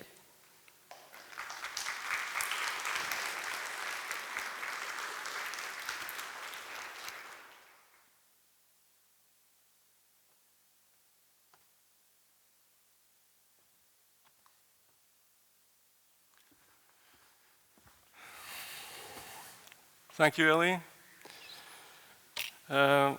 This is a kind of insider's view of almost ethnographic detail of what a collection is. And this particular collection at the Code Museums in Bergen, where 20 years of acquisitions, the tendencies of what is being selected, stakeholders are elements, and a context for the work of studying the acquisitions physically. How the work relations are vested in materials that require special care and technical procedure. And also a contrast between, on the one hand, slow-flowing processes that eventually freeze in description of acquisitions and their rationales, and on the other hand, the procedures of unfreezing the store of artists to be able to handle and study them. So this pairing of the curator and the paper conservator is something that I'd like to return to later on. Now I will do a very short presentation because it's about Sven Allan Sørensen, artist, Denmark, and he's going to talk about his work.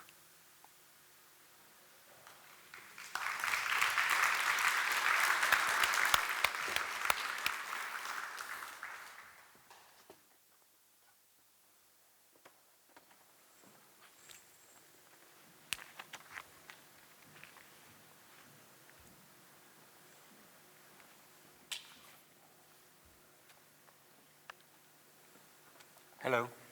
And also from me, thanks for the invitation. That's me.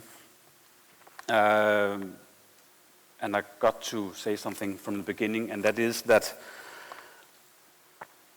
I don't know a lot about contemporary graphic art, but I think I know a little bit about what I do and how and why I do it.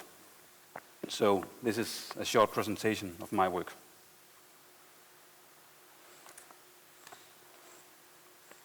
Hello, I'm Sven Allan, and I want to talk about linocuts, woodcuts, lithographs, etchings, birds, words, and guns. In other words, I would like to talk about Sven Allan and his work. This linocut is an answer to Johnny Cash, who used to enter the stage by saying, "Hello, I'm Johnny Cash." And I do also like country music. I was born on the countryside in Jutland, Denmark, and lived there until I was 22. My daddy had a poultry farm, and that may have had a certain influence on my work. I've gone hunting since I was 17, and I think my interest in ink is very closely related to my longing for muddy fields. The sound of mud and ink that is rolled out is almost the same. I started using text in my works because I found words more powerful than images. Words hit me much more than images do.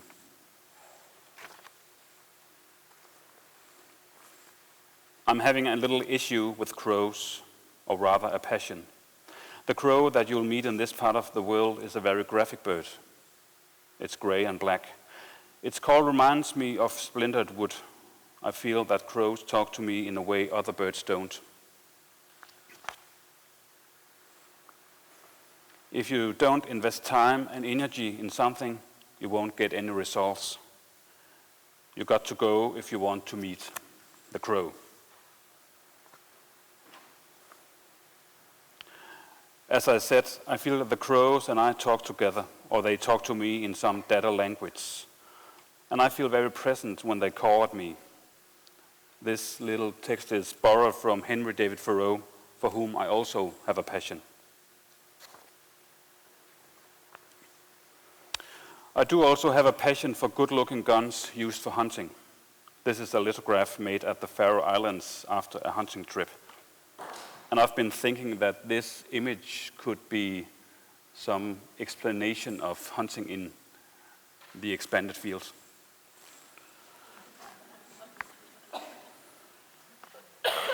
I use my guns for more than hunting.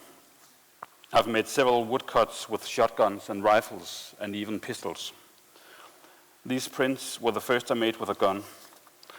I took the gun from the lithograph to the mountains outside Tórshavn, which is the capital of the Faroe Islands, and made these woodcuts. A pump gun can be loaded with 5 shots, and that makes the number of these woodcuts. The series is called One Shot, One Print, 1 to 5. And I guess it's what we could call graphic art in a conceptual field.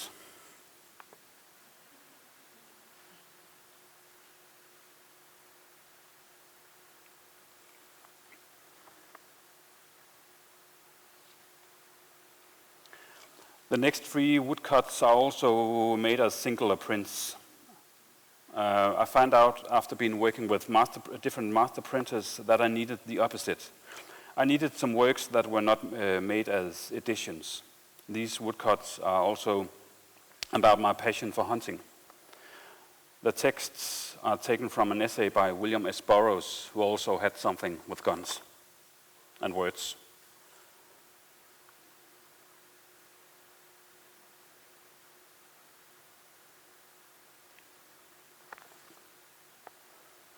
As I said, I do have a passion for Henry David Thoreau. I once read that the Ramones were fascinated by Thoreau as well. After reading that, I made this linocut, which is from a series of linocuts called Animal Soup of Time. And that's Thoreau himself.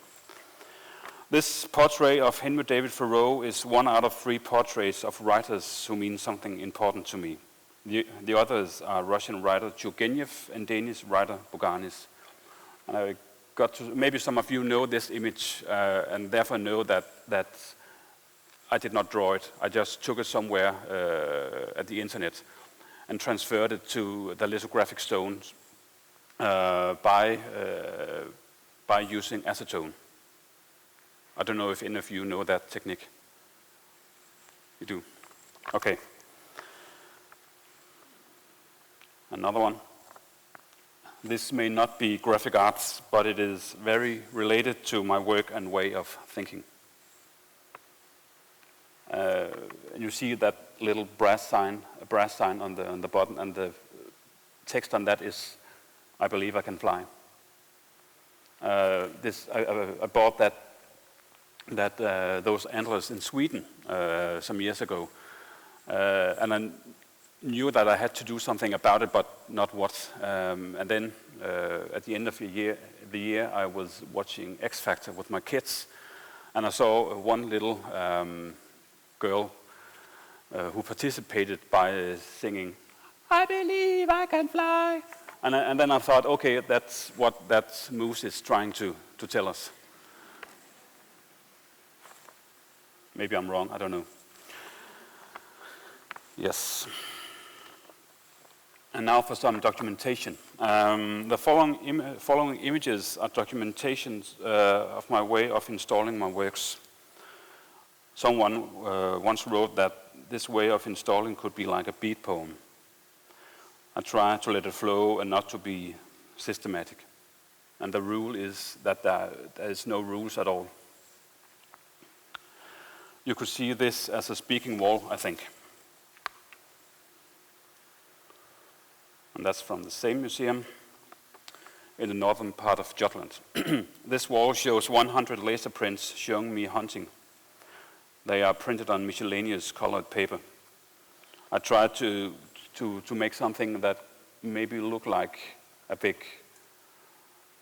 painting that may be some kind of abstraction of a piece of nature somewhere.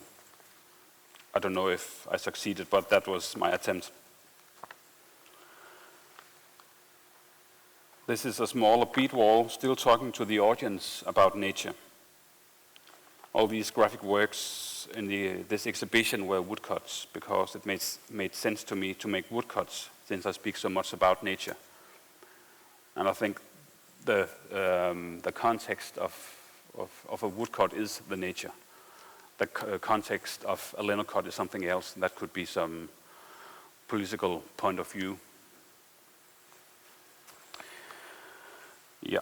The next three images show the installation of 133 graphic works for my solo exhibition called Country and Concept at Museum Jorn in Denmark 2 years ago. I tried to find out what I'm interested in and where it all comes from. This concentration of that investigation turned out as the two words country and concept. And there you see Henry David Thoreau and Boganis and Turgenev.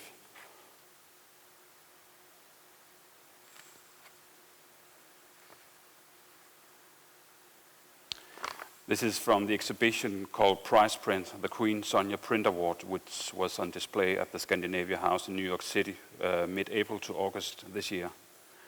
And as some of you may know, I was the one who ran into the Queen Sonja Print Award last year. And that gave some exhibitions, and it's probably also why I'm here today. I'm not sure. It is. Jan agrees. And I showed 30 works at that exhibition. You see the portrait together with Turgenev and Boganis. We'll see a little movie about the big violet prints in a few minutes. And you see, to me it's quite dark, but I don't know if you see it. But on the left side there's a triptychon. And that is made in company with the Queen herself. She brought in to the Atelier Larsen workshop in Helsingborg 3 prints that needed something. They were made at the late Kjell Newton studio some years ago. And she asked me if I could do something about them, or put something into them. And her story is, I don't remember if it's the true story, but I'm pretty sure it is. But she asked me if I was able to draw a duck on them. And I'm not the kind of artist who drew ducks. So I, first of all, I forgot the story about the duck, and then I went to my hotel room thinking about what I had to do, and I came out with a little piece of Thoreau text that was cut into pieces and put together again. And it says, "The bird is gone and there's no trace beyond." The duck has left the building, so to speak.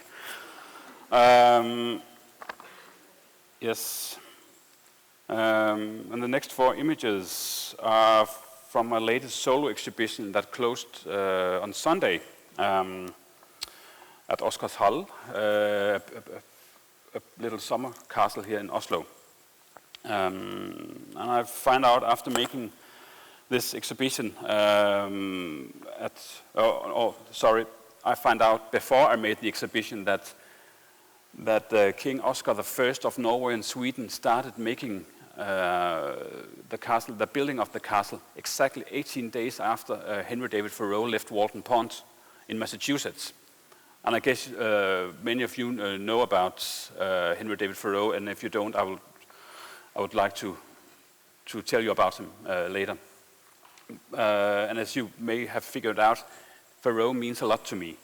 So I found it quite interesting that Oscarshall and his stay at Walton Pond are from the exact same time, except from a gap of 18 days.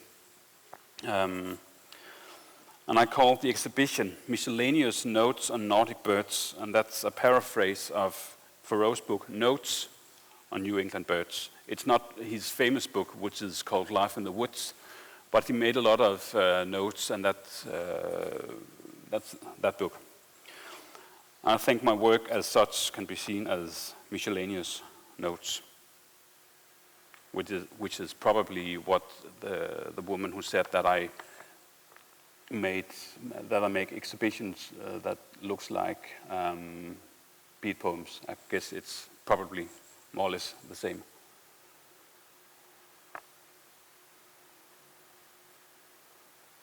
And that's all in Danish. Some of you are lucky to understand it, some of you aren't. But I can tell you so much that the word kraven means the crow.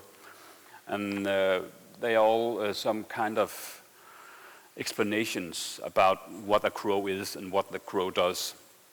And what I did was to Google some answers. Google is my best friend, I think. And maybe I wrote language is language does, language can, etc. And that gave me some answers. And then I just changed the subjects from the language to the crow, or from life to crow, from death to crow, whatever came up to my mind. And that's, yeah, I got some, I guess some would say abstract sentences about what a crow is, but I think, in my opinion, they make sense because they do not make sense. Maybe.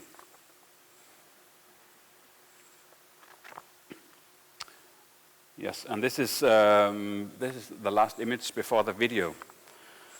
And I guess that's, there's been a lot of talking about art students, and I think the most important thing an art student should do is to screw it all, to forget about what was learned yesterday, and just do what the actual person has to do. And I have been teaching for many years, and I'm not sure that I can say it more clearly than that. Thank you, and now a little movie.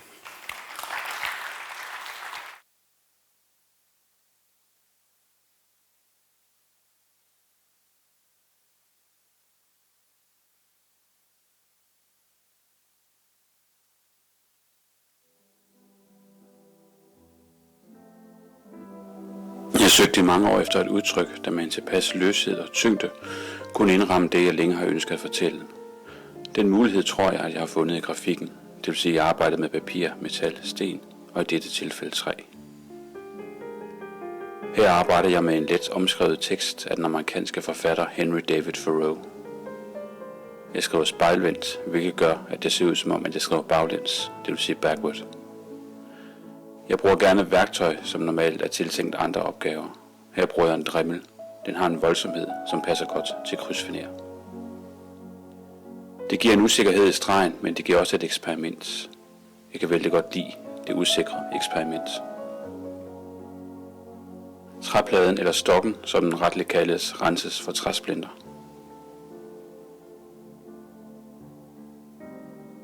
Stokken bæres ind til Ole Larsens presse, som er verdens største. I baggrunden trykker man mine kobbertryk.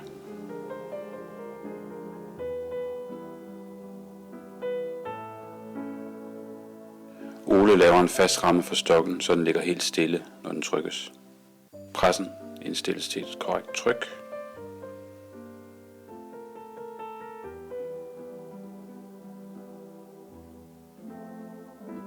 Og bagefter bliver der lavet et blindtryk, så vi er sikre på, at alt er indstillet rigtigt.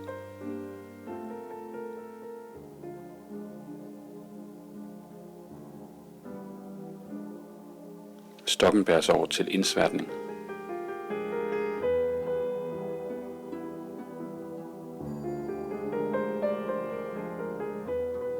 Sværten er en blanding af farverne Payne's Grey og kromoxidgrøn.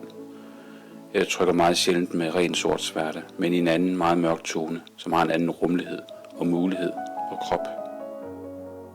Ole blander sværten ud fra mine fabuleringer. Heri blander han sværten i en oliefernis. Stokken valses op.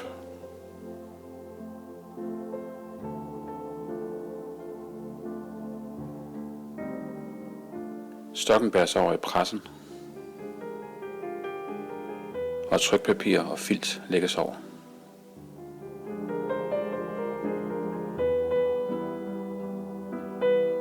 Og der trykkes.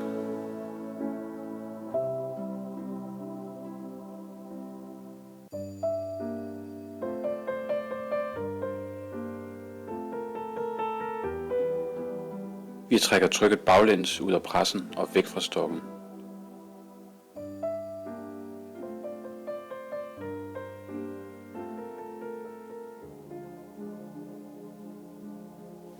Vi går trykket efter.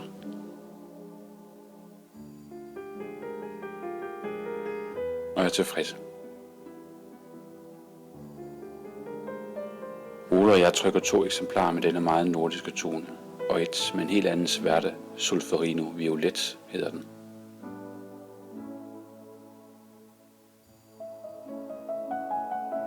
Man skal huske at satse og gøre det, man ikke selv forventer at gøre. Jeg synes i høj grad, at grafik for mig handler om at punktere min egen comfort zone konstant. Og det gør denne sulferino violet.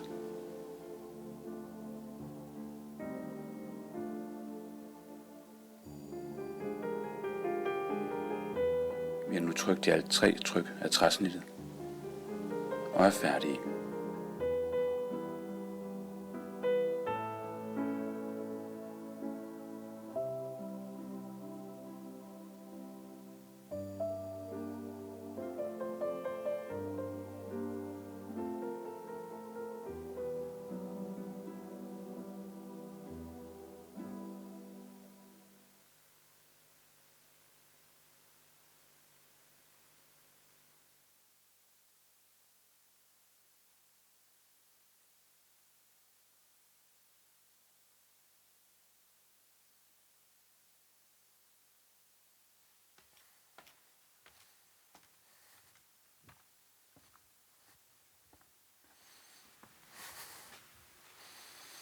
Thank you, Sven Allan, for sharing these moments and impetus of your work. Later on, I thought we'd discuss dependencies. we get back to that later, but in this case, for me, dependency evokes the relationship between printing and hunting, between ink and mud, words and dogs, recoil and atmosphere, print and pressure. The next contributor is Carlos Capellan, artist and professor, Uruguay and Sweden. He's, the title of his presentation is The Experience of Printmaking as an Expanded Language. Please, Carlos.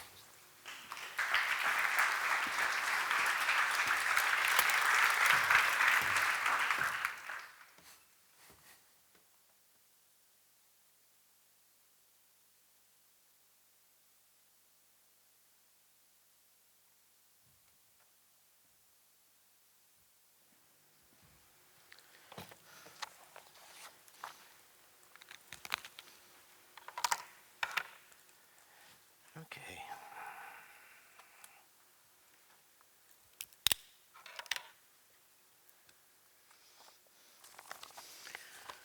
Hello, everybody, again. In this brief presentation, I will share a selection of the body of work that I have produced in the last 30 years. For the purpose of the topic of this seminar, I would like to emphasize printmaking as central to the body of works that I have produced during this time.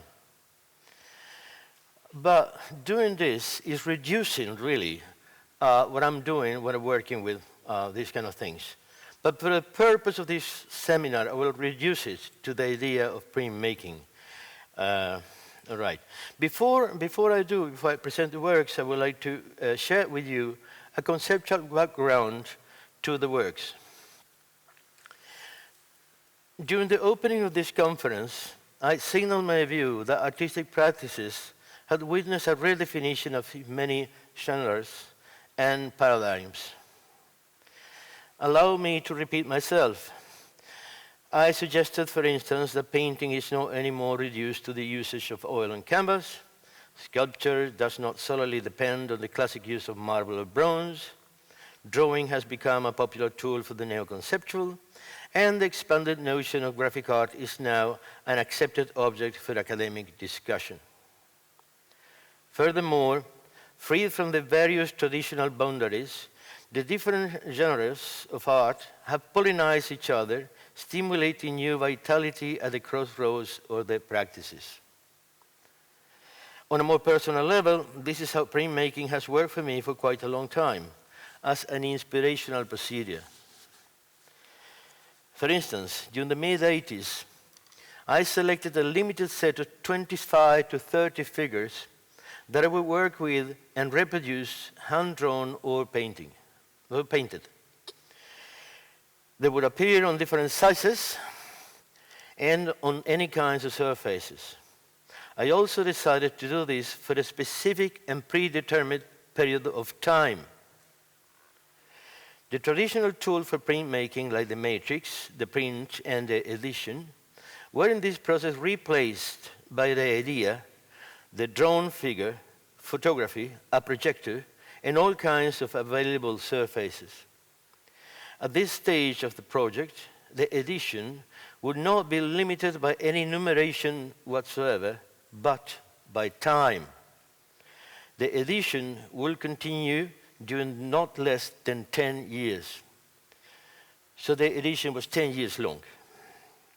At the core of the project was the idea that by repeating these figures, I could bring into question the notion of personal expression, usually associated to the spontaneous gestures of the artist. I could instead focus on the process of production of meaning and language, and at the same time, work beyond formal definitions of art genres. The individual art piece would then become a kind of collateral result of such an ongoing process. There will be many ways to approach the drawings, paintings, artist books, actions, sculptures, installations, writing, etc., that I have produced. Relating them to printmaking is just one possible way to look at them. The works that I'm about to show do not aspire to be prints, but are instead a series of procedures inspired by the experience of printmaking as expanded language. So let me show you some images now. These are just a few of the images that I selected during the 80s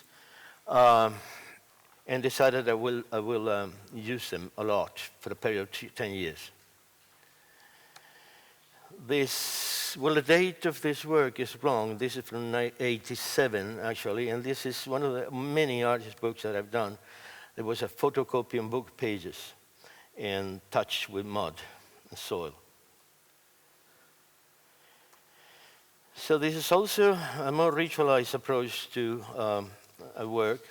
I went to Turku in Finland, and I gathered some soil, which I brought back to Sweden where I was working, and then I used this soil in order to represent it on a map of Turku. And of course, the map represented also my self-portrait. This is just a tiny fragment of a large piece in which I try to ritualize the surface. I painted the walls with milk, Coca-Cola, and wine.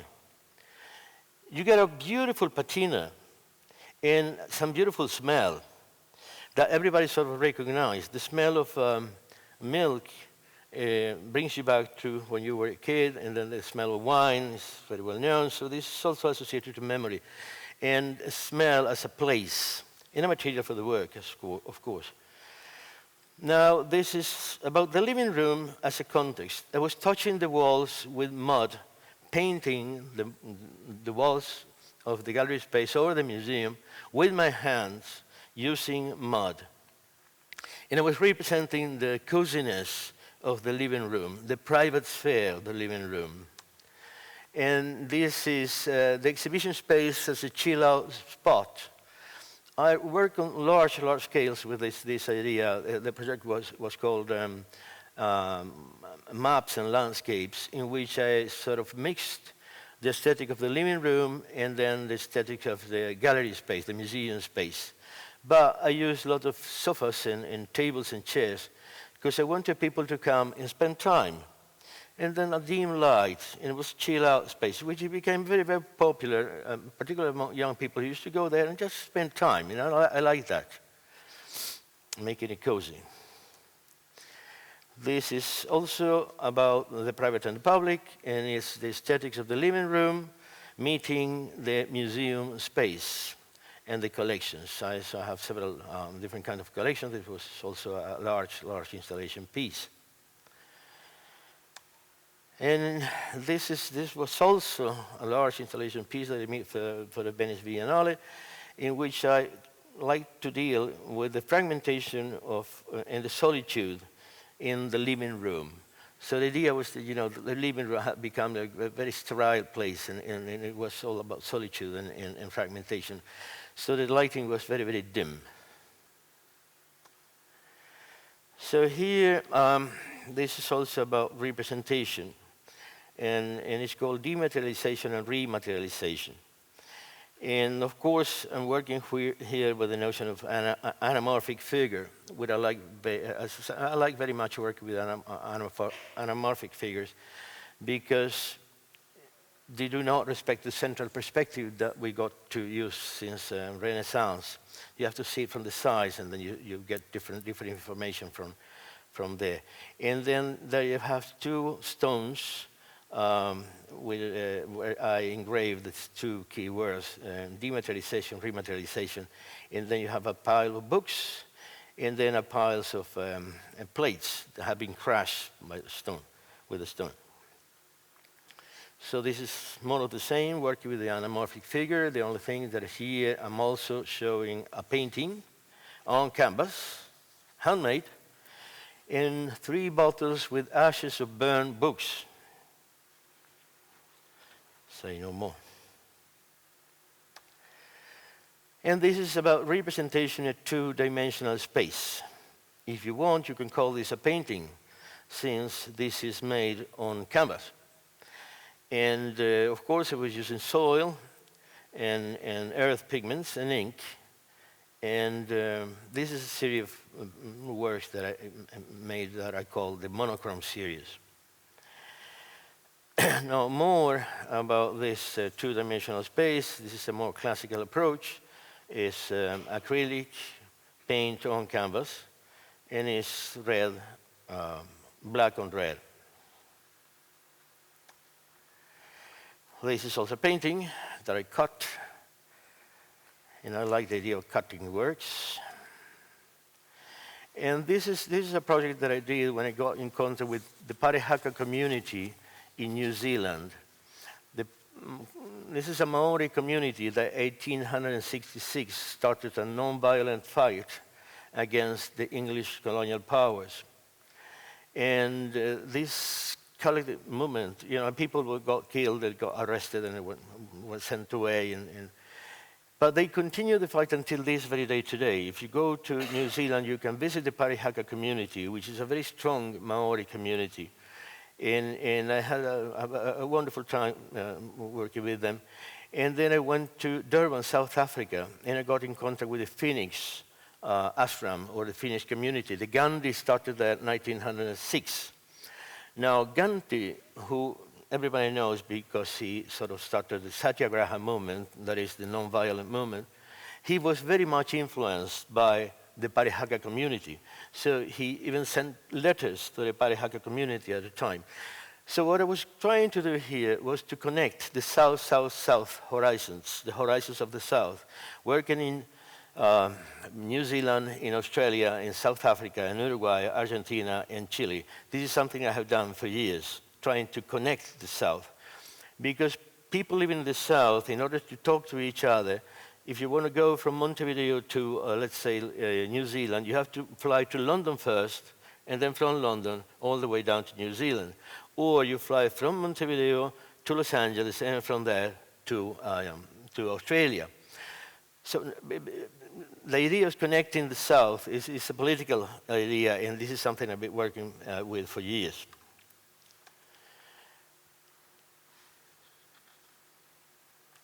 Oops. All right.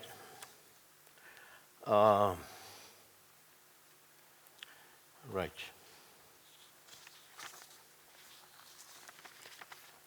A drawing in a frame and a wall. And I believe that the wall is part of the composition. It's sort of redefining the place of the drawing in the space of the frame. This is more or less the same. This is one drawing composed of 3 pieces. And I like to think that the empty spaces, the empty spaces in between the drawing, that is the wall space, is part of the composition. And this is a show I did recently in Canada, and it was all about the art of drawing. And it was drawing on paper. So this is just one little installation that I did right there on the spot. Just using paper and drawings and information. So allow me to end with 3 self-portraits. Because in order to deconstruct all ideas about art and things, I suppose that I should deconstruct my personal self as well. And then I realized years ago that self-portrait is one of these magical moments in art history. And this is when the artist looks at himself in the eye and try to catch the gaze, and then he goes away. Then the audience takes the place of the artist. You know, this is kind of symbiotic, very stupid thing. So I try to work with the idea of self-representation and self-portrait in some cases. So here is a self-portrait as a silhouette. This is a self-portrait in time. And this is a self-portrait in space. Anyways, I think this is it from me right now. And I'd like to show you a little kind of pornographic little image, which is this. This is me in Malmö, 1979, when I started as a student at the art school Forum in Malmö. So people, you students, please don't lose hope. There is a life after this, all right? Okay. Well, thank you very much. Thank you.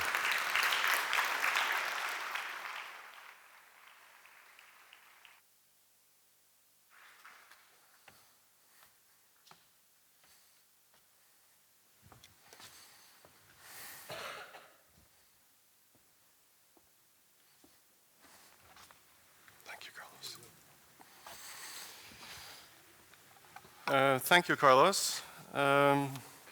For once, we are ahead of time, and we have ample time to discuss. But we could also end a bit earlier, so we'll see how that works out. I know that Svein Allen has to leave in 1 hour. But we'll rearrange the stage and we'll draw up some lines for possible discussions based on the presentations we had. Okay.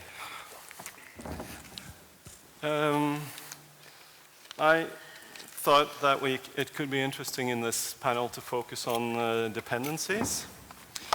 In summary of what we heard from you now, Carlos, I think it was interesting to see how connecting the South is based on working with relations that have to be established by the artists and where the dependency are quite perhaps deliberately loose and have to be created through a very bold attempt and the bold assertions from the artists that such connections would exist.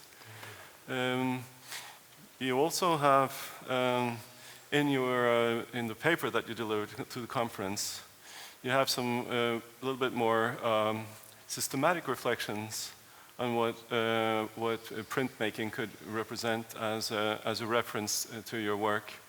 Nina Bonneson chose to separate her visuals from her speech, and you have a little bit similar separation between what you've shown us and what you've written for the conference.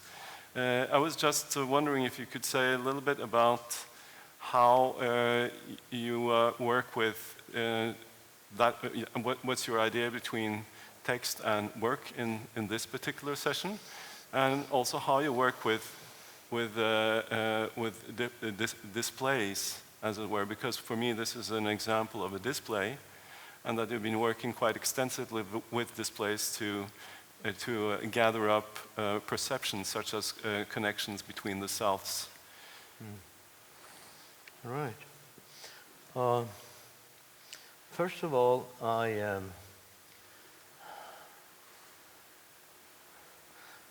don't believe in art.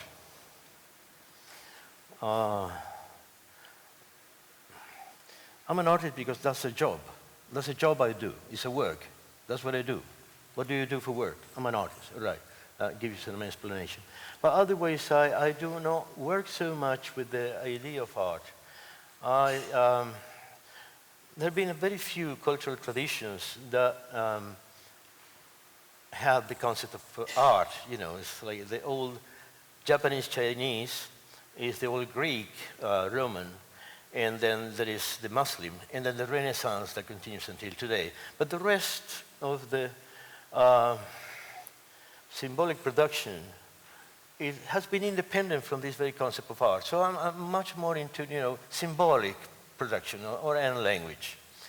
So when it comes to work, there are some specializations, like, sculpture and then whatever, or criticism or theory or teaching or whatever. In that sense, writing, for me, it doesn't make any difference in between writing, giving a lecture, doing an action, or producing an installation. For me, it's all part of the same process. And I believe that I'm saying the same thing all the time, actually, in different forms and different terms. Yeah. Yeah. I can see you nodding, Sundal. Do you recognize parts of Yeah, what? I do. I was thinking about teaching And I've been teaching a lot, actually since I left the academy.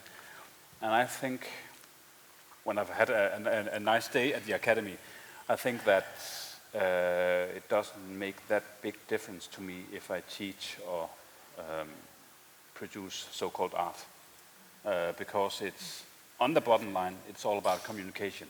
Yeah. I think it was interesting that you raised this issue of symbolic production, Carlos, because in my knowledge as an anthropologist, symbols in ancient Greece, the symbolons were fractured objects. If we were bound by a relationship of hospitality, one living in Genoa, another in Tripoli, we would break a stone in two. Yeah. We would have each our part, and then we would put them together as a sign of recognition if generations had passed and hospitality was still in demand. Yeah. So we would use this bringing together of shards as a sign for recognition. And symboline means actually joining.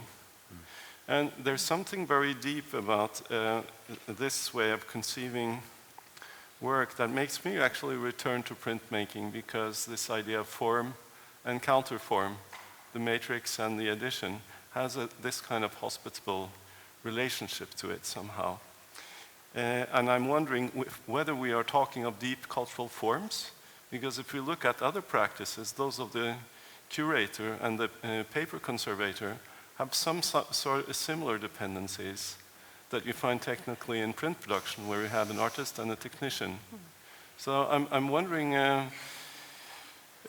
when you're looking at this kind of slow-flowing acquisition of knowledge of already acquired art pieces in the collection, acquisition of knowledge is a job, and it is full of friction, and there is a kind of both contradiction but also a necessary collaboration between two very different characters, but we're still actually doing the same job of maintaining and developing what we call a collection. I was wondering if you could say some things about that. Yes, well, when I started at Kode, at Bergen Art Museum, this field was new for me because I didn't have any knowledge of it from the university, trained as an art historian. So it was like starting at school again, and we have one paper conservator and one painter conservator. So two different fields, but they had like the same language, so to speak.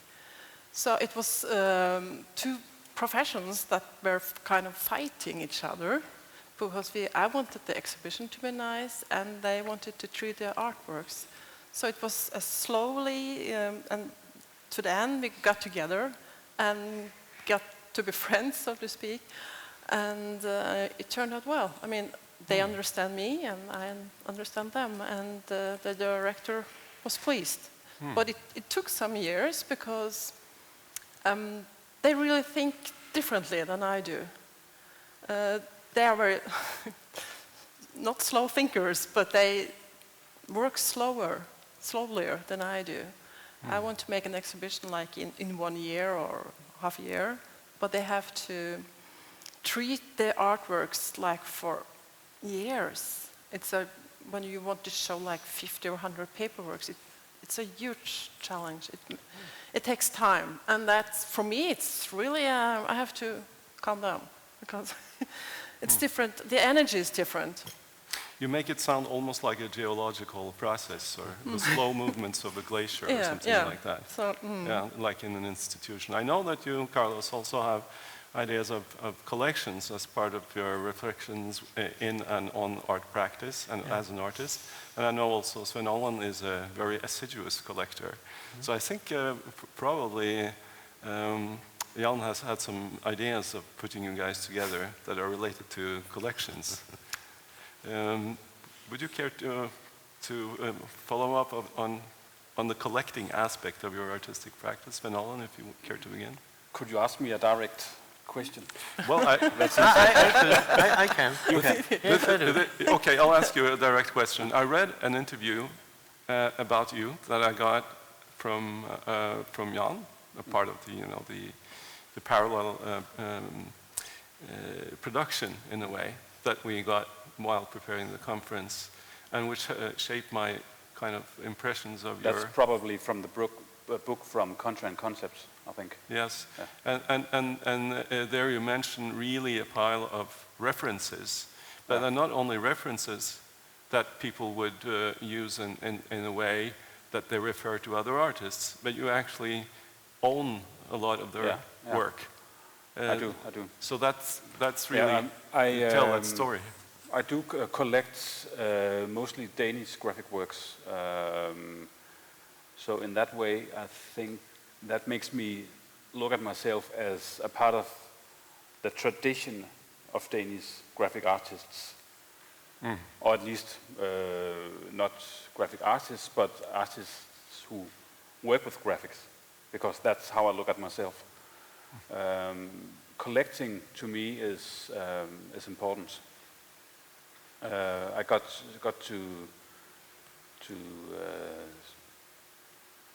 to get some butter on my bread, or to get some gasoline in my tank. You know, I need my collection to be able to work. Well, I think this is kind of important to many students because there's many levels of appropriation. One is to have seen a lot, either on Google or in museums. The other thing is to acquire these things and then to assimilate them into your own work, which I believe also you have some ideas about this. Yeah, well, maybe I have. What did I say in the interview? You said enough to make me curious about how this would happen and what we've seen here, for instance. Are they reactions, phrases? Are they in a way, let's say, post-productions, like you've shown the images that you use acetone to rub off and so forth? I mean, how much is post-production in a way in your work? Because it's a question of authoring, right? On one hand, and post-producing, and the complicated relationship between that. Well, if post-producing is putting yourself and myself on stage, or in the tradition of artists who have been working with graphics, and then I guess I do a lot of post-production. But I don't know if that's the kind of post-production you think about. Well, I don't think my thoughts about post-production is the answer. I just, I feel there's an atmosphere about the way you work where actually what Jan proposed as a topic here, the constituency, is actually something quite real. Yeah, I think the act of making a portrait of, for example, Thoreau, Bourganis, Turgenev, Burroughs, etc., is very closely related to collecting graphic art to me, because when I do that, I more or less, or at least in my living room back home, I put myself into that tradition. So this dealing with the old writers or my older colleagues is, I guess, more or less the same way of saying hello to what was before me. I guess that everyone is, this aspect of being a collector, which is kind of a little bit on the side for many people, and it's more or less involved in artistic work. When I talked to Carlos yesterday about after the artist book session where he mentioned the tradition of reading, the tradition of picture books, we also talked to the tradition, a book tradition of arranging your bookshelf. I mean, how actually are you collecting in terms of placing and handling works that you collect in space, and how does that connect actually to your artistic work? You mean me? Yes. I'm faking the collections. I'm not a collector. No. I'm just faking it. Okay. It's like I collect things in order to arrange them and show them in shows. But I think that collections are a very good, interesting illustration of how we do construct notions of self, both individually and socially and culturally. So you can represent, by these posing objects in a vitrine, you can represent all these categories in the construction of self that I'm interested in.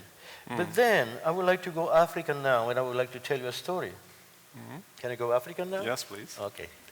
And this is for you, Bloni. This is about the Igbo people in Nigeria.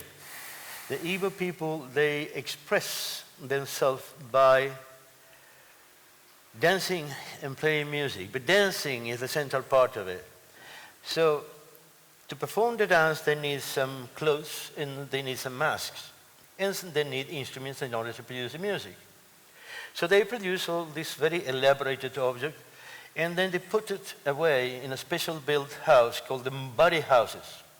The Mbari houses is built collectively. I mean, the whole community participates in there, and then they have the drums and the mask and the instruments and everything there. So every once in a while, every 7, 10, 15 years, they put the Mbari houses on fire. The whole thing burns up, become ashes. So if you ask the Mbari people, the Igbo, sorry, why do they do this? They will tell you that preserving the objects is good. But if we do preserve the objects, we might forget how to make them. They burn the objects in order to preserve the process, so that that new generation will learn to remake them on their own way. Don't get me wrong, I'm very fond of our museum collections. Okay. Okay? Scared. Yeah, but if there is something we're trying to collect these days in museums, are processes as well. We're trying to produce processes in some kind to collect them as well. I think this is a nice approach. I don't need anything new when it comes to art. I just have to rethink it. I'm not looking for new horizons, nothing new. Newness bores me to death. Rethinking things, making sense again, from the very same elements we do have already.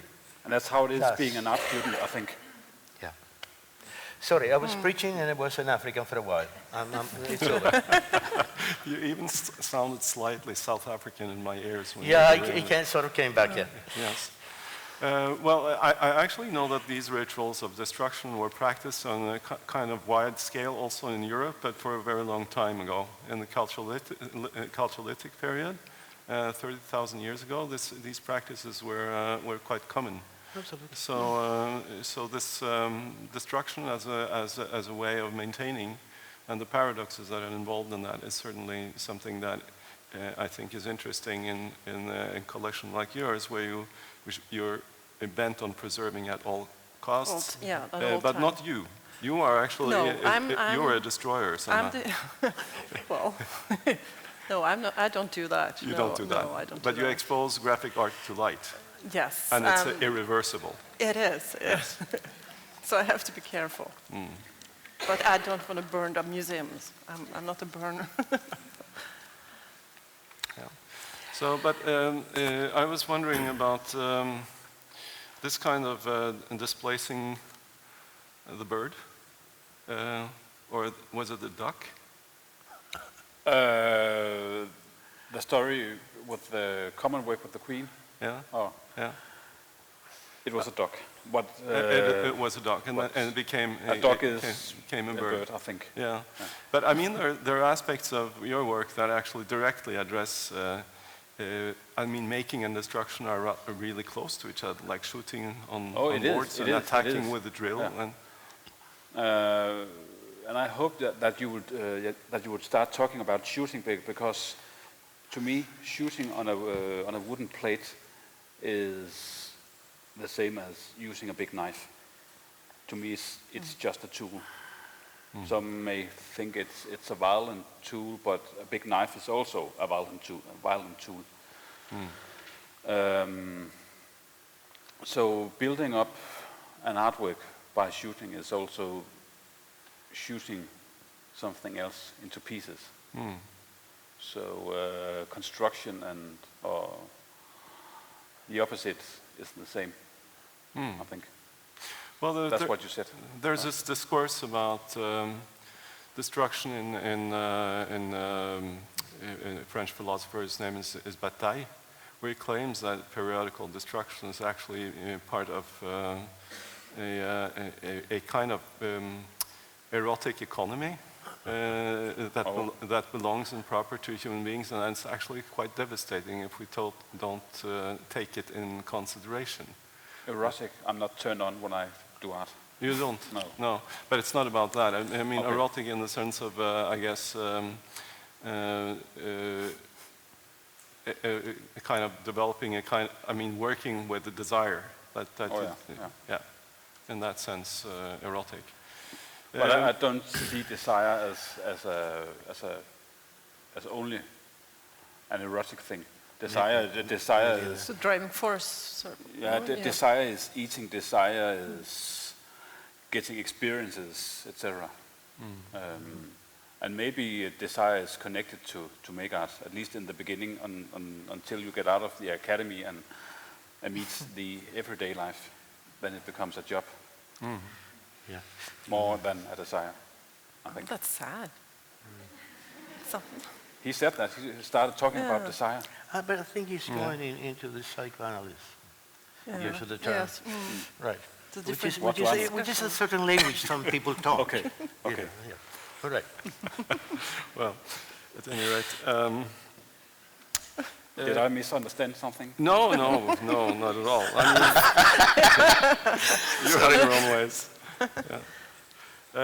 Well, for me, I guess that when you talk about crowds and your attachment to crowds that are unexplainable and something that kind of verges onto areas that have to do with knowledge, desire, and things like that, where you're not just interested in crowds, you're interested in perhaps some kind of rapport with the crowds and so forth. Are you talking about grouse? Crows. Crows? Crows. Yeah, like, yeah. What was your question? It's not a question, it's just that it's a bit difficult to hear what he is saying. Yeah, I know. I had that problem when I was sitting there in the last panel. I don't know if yeah, I completely agree with you. I had problems listening to Printmaking when she was sitting here. Sorry about that. I think it's something about how the loudspeakers are positioned in this room. No, I'm the crows. Yeah. In your work. For me, they represent maybe some sort of companionship that you ponder over, and it's kind of mysterious to you, and you stay with them in your work somehow, and they stay with you somehow. Yeah, I guess this is more or less where the way you are in the world. I mean, probably, yeah. Exactly. I feel, as I said, I feel very, very comfortable when the crows are around. Yeah. In what way? Can you explain? Well, I feel welcome. Nice. Yeah. Nice. Which is some kind of paradox, because the first image you saw was me with 2 dead crows that I shot outside Tórshavn at the Faroe Islands. But I think the reason why I feel at home is probably the fact that they are very graphic, as I said. And they are very intelligent. They're very smart birds. I've heard, yeah. Yes, they're very smart. Someone has to be intelligent, if not the artist, then the crow. That's fine. Well, at any rate, this kind of, let's say, dependencies that exist between, I think with you, your natural environment and what connects art and hunting is kind of the most simple expression of that.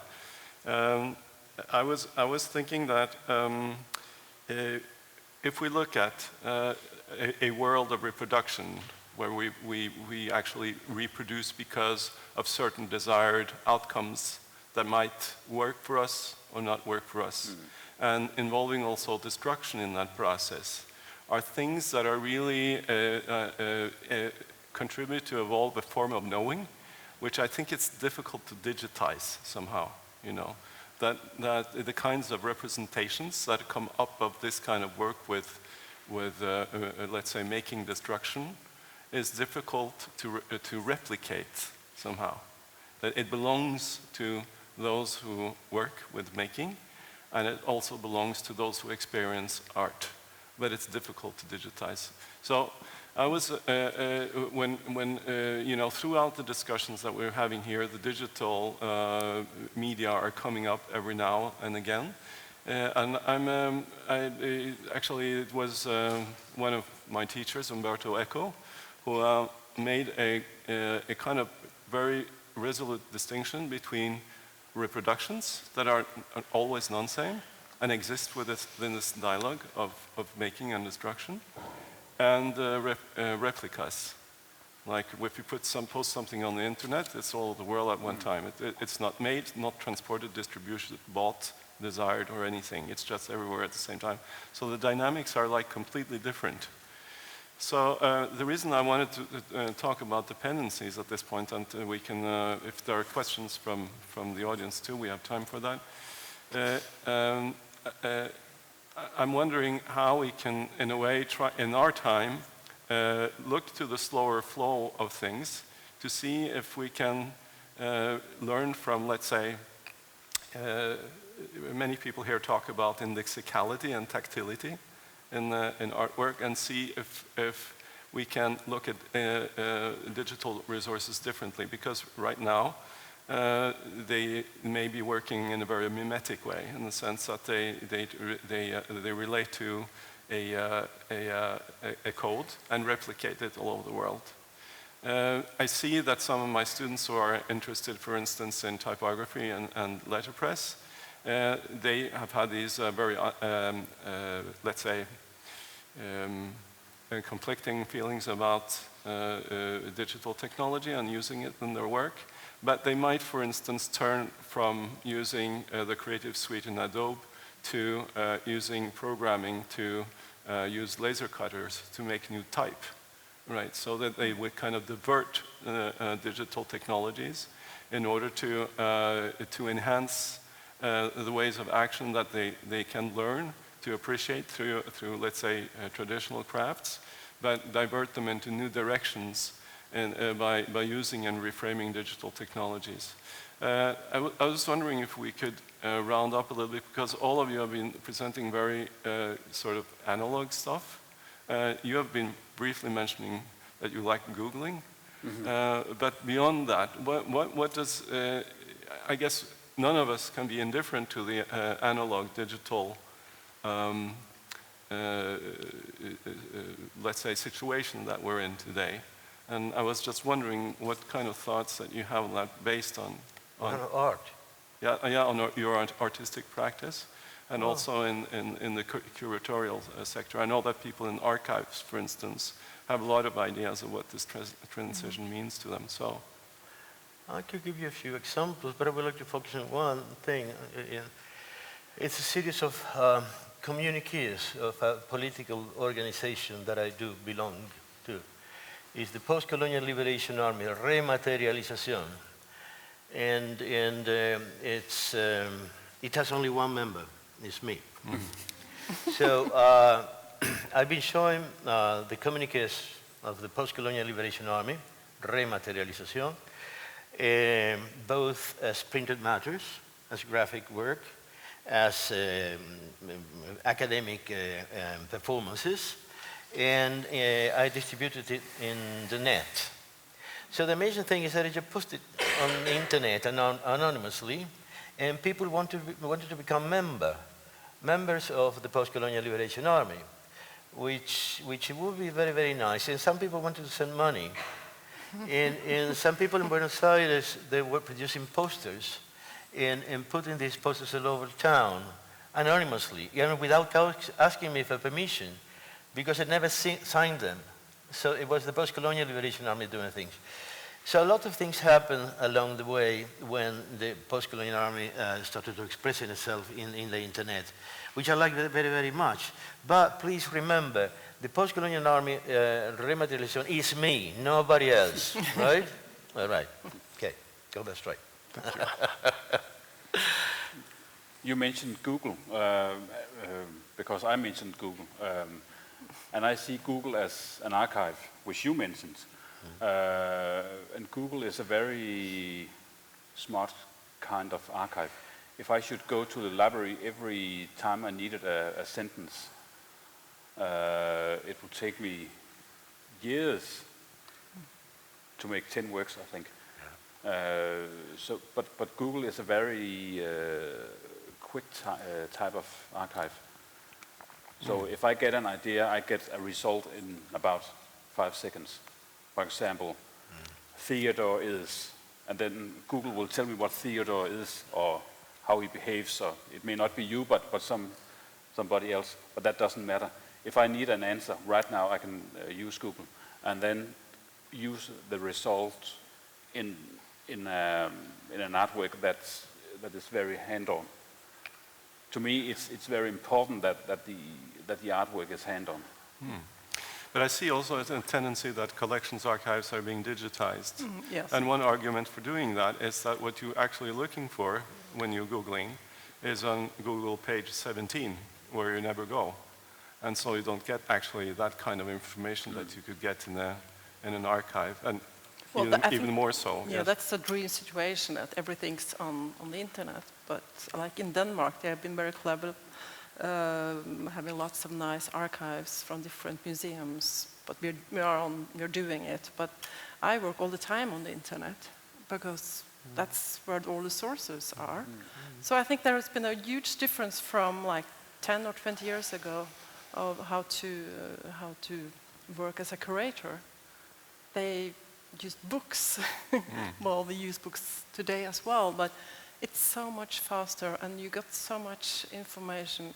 And I will say to all the artists, get a web page or be on the internet, because I made an exhibition called Art in the 80s, 5-6 years ago, and it was very hard for me to get in contact with all the artists because they didn't have a website. But now I have been making a collection exhibition with young artists, and they are so clever. So for me, it's very nice. So be on the internet. Okay, let's, before we now open for a last round of questions and discussions, if there's an atmosphere for that, I'm just wondering, what the edges of this technology might be, because would you accept to get acquainted with the graphic materials of your institution through scanned versions on the then you wouldn't have to pester the paper conservator. Well, and there are more and more collections that are available like that, that they're actually documented in great detail, and they're made available to the public through digital interfaces. But well, of course it's nice, but you're lacking something. The tactile, the stofflighet, tactile. Yeah. But that, I guess, that's the boundary that we're talking about. I have like all the audience, the public. We have different tours for the public, and they are very excited when we have like the tours with the paper or painting conservator, because they want to know how, and they want to know how the artworks are made, the techniques. They want to go in the storage and have a look. Holger, can you initiate the discussion from? Excuse me? Not for the moment. Okay. Are there other questions? Yes, Olga? There's a microphone on its way. Carlos talked about yesterday. Today you said that I don't like art. That you are talking about a wider, global scene of it's a symbolic scene, and I happen also to see Sven Allan's art. Let us call it art as well, and I will focus on the art politics, because I'm very much astonished that you still you are sticking to the medium specific. You are the curator within only printed matter, whereas another paper, etc. Because many museums today are opening up and working together as huge teams for the symbolic scenes, using museums otherwise than before. Because after all, the art field the art field make people aware of what is going on in the rest of the world. So it's a way of having access to ethnic, cultural differences, and as a net. Yeah. Ethnic culture? I don't know what that is. No, what I was talking about, the museum sticks to the medium specificity, but the artists themselves are not. Sorry, I didn't got the question. No, yeah. I can't hear you so well. Eli, you are a curator that you are sticking to the printmaking, right? So you have another curator for paperworks and another for paintings, etc. No, I do everything. You do But we everything. have like one paper conservator and one paper conservator. Painting. Kan vi ikke gøre noget med lyden? Det er meget, meget svært at høre, hvad der bliver sagt. Kan vi gøre noget med lyden? Det er meget, meget svært at høre, hvad der bliver sagt. Okay. Ja, så er vi også publikum. Okay.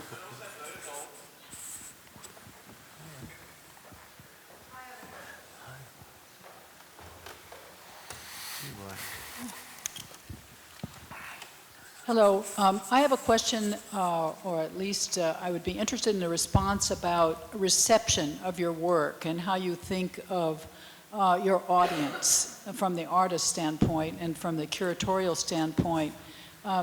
What about the reception of your curatorial projects? As your topic tonight, this afternoon was constituencies, and I wonder how you regard the reception of your work. Is it the critical response, the responses from the audience, from the collector's standpoint, from curators putting you in exhibitions? Can you address that? I think it's yours. Yes. She's asking you. It's two-sided, I think. It's the audience, of course, and the critics. And in a dialogue with the artist, if it's a contemporary artist, living contemporary artist, it's a tight conversation and dialogue with that one. Is that okay? Did you? So you're organizing your exhibition for responses from artists and from the broader community? Yes. And what about as artists, when you put together an installation, do you sell your work, both of you? Are you in the market? Do you have gallery representing you? Yeah, I take cash. But if you need some fire, I have a lighter as well. You know, make it burn. No, listen, I not facing one audience, and there is nothing like one art world. There are many, and many art systems, and many different kind of audiences. Showing this, an installation piece in South Africa is not the same as showing it in Guatemala, or in Germany, or in South Korea. All right. So you learn along the way. But then the reception tells you about what you are doing. Suddenly, the feedback that you get is very beneficial for you because you start seeing yourself from a different perspective. So I like that very, very much. Of course, I sell my work if anybody's interested. But many of the projects I do, they're not commercial. Many of them. All right. And I do not teach because I need the money. I like being together with students and discussing about art and stuff because I enjoy it. All right? Which is a very important thing because making money is not only about selling your work, but it's about selling your time and your knowledge and your body and blah, blah, blah. So teaching is the main source of economic income these days from the majority of the practicing artists, to be honest. Did I answer your question? Yes. I'd like to hear what Yeah. And the question is, if I sell, or? Well, just how important to you is response to your work, the reception of your work in the way that was just discussed? Does it inform your process? Does it inform the next thing you're going to do? I would say that I do not think about it, and when I say that, it's not true. Because response means a lot to people. But when I do a show, I do it because of the show. I make the installation of the show to make an installation of the show. I do not think about the audience. I think probably a pop musician would say the same thing. I make this song because I got to make this song and put it in the contexts of other songs. And sometimes, once in a while, if you are lucky, you'll sell something, and that's fine with me. Yeah. It doesn't make me sell out because I sell something. Was that an answer? Yes, thank you. Can I go? Hello, my name is Nina Beckman. I'm from Grafikens Hus in Sweden, which is an institution for fine art printmaking that actually burnt down like 1.5 years ago with the full workshop, collections, etc. So we're working very hard to sort of come back and rebuild, we'll see with the future plans. But a lot of these things, of course, we discuss. But I have a question in particular, I think, to you, Eli, coming to, because you talked about collecting female artists that you kind of lack in what you already got. But I would like you to dwell a bit on sort of representation. Because I'm thinking with our society today, that is getting more and more mixed, thank God, also about the representation in what we do, not at least the collections, and also looking at artists from sort of the non-Western countries, for example. How do you sort of look upon that as a member of a society that might not be white or have another cultural background, how will I find myself in our art institutions? It's a good question. Yes, I think I have to discuss that further with my director. I think that's the answer to that. Of course, it's in my forehead all the time.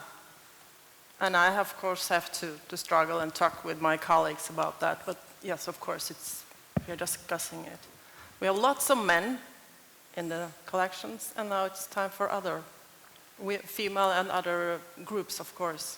Yes.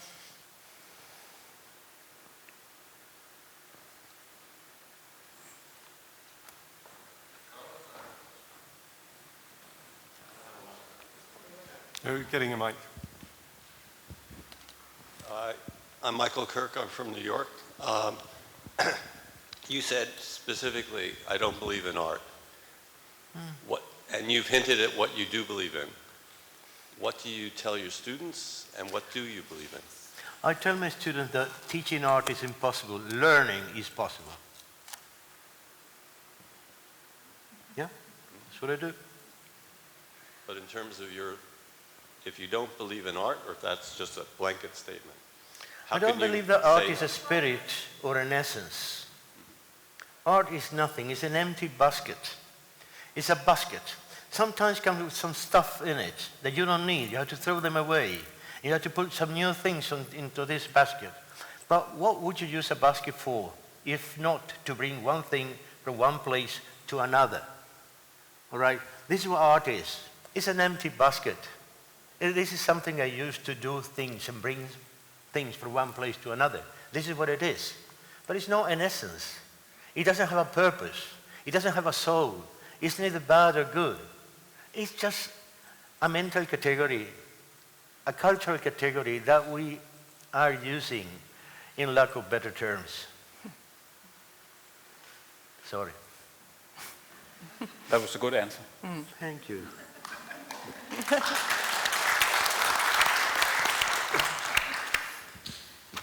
I guess all which is needed at this point is to say thank you very much. Thank you. Thank you. Thank you.